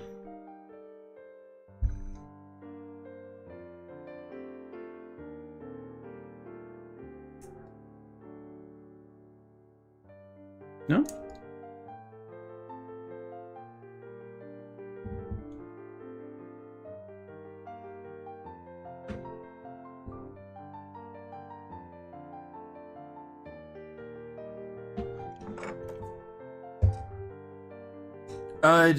Actually, do I need the file or not? Sometimes you need a file to sand down overly tight parts. You know, if like say when you cut something, something out of a runner, and maybe there's a bit like there's some like of the runner left on the part, but not big enough for you to like clip off. It happens. Eugenics, sometimes we throw out the instructions, sometimes, well, I keep the instructions, yeah, but it's not mandatory. Mm-hmm. It really, if the kid involves a transformation, then it's probably best to keep the instructions. Yeah.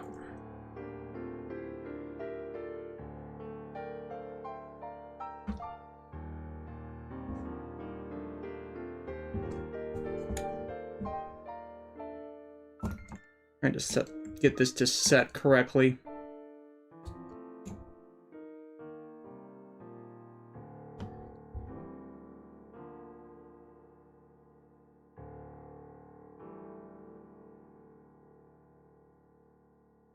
Oh, that was my problem. Yeah, there it goes. Yeah, the knees folded back. And now it's locked in place. So even though the back of the gun is all sorts of floppy, the weight is going to be taken off it. Mm-hmm.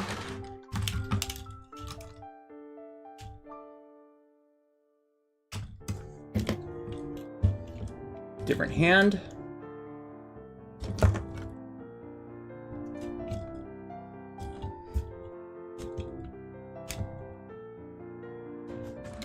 And I'm going to have to disassemble this stand into pieces just to get this to like, yeah, there we go. Mm-hmm. And actually, let me change the scaling here so you guys get a bigger picture of it. Yeah. Big gun, big sword. Mm-hmm. And Ben Presto Vision. Now in color. You have to find a way to scale this up to be at the right height as well. But I'm sure where there's a will, there's a way. Yeah.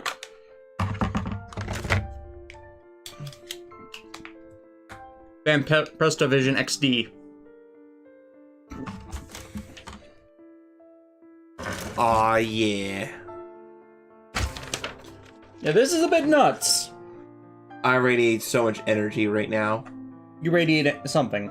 I'm radiating something. It's probably radioactive. That can't be good.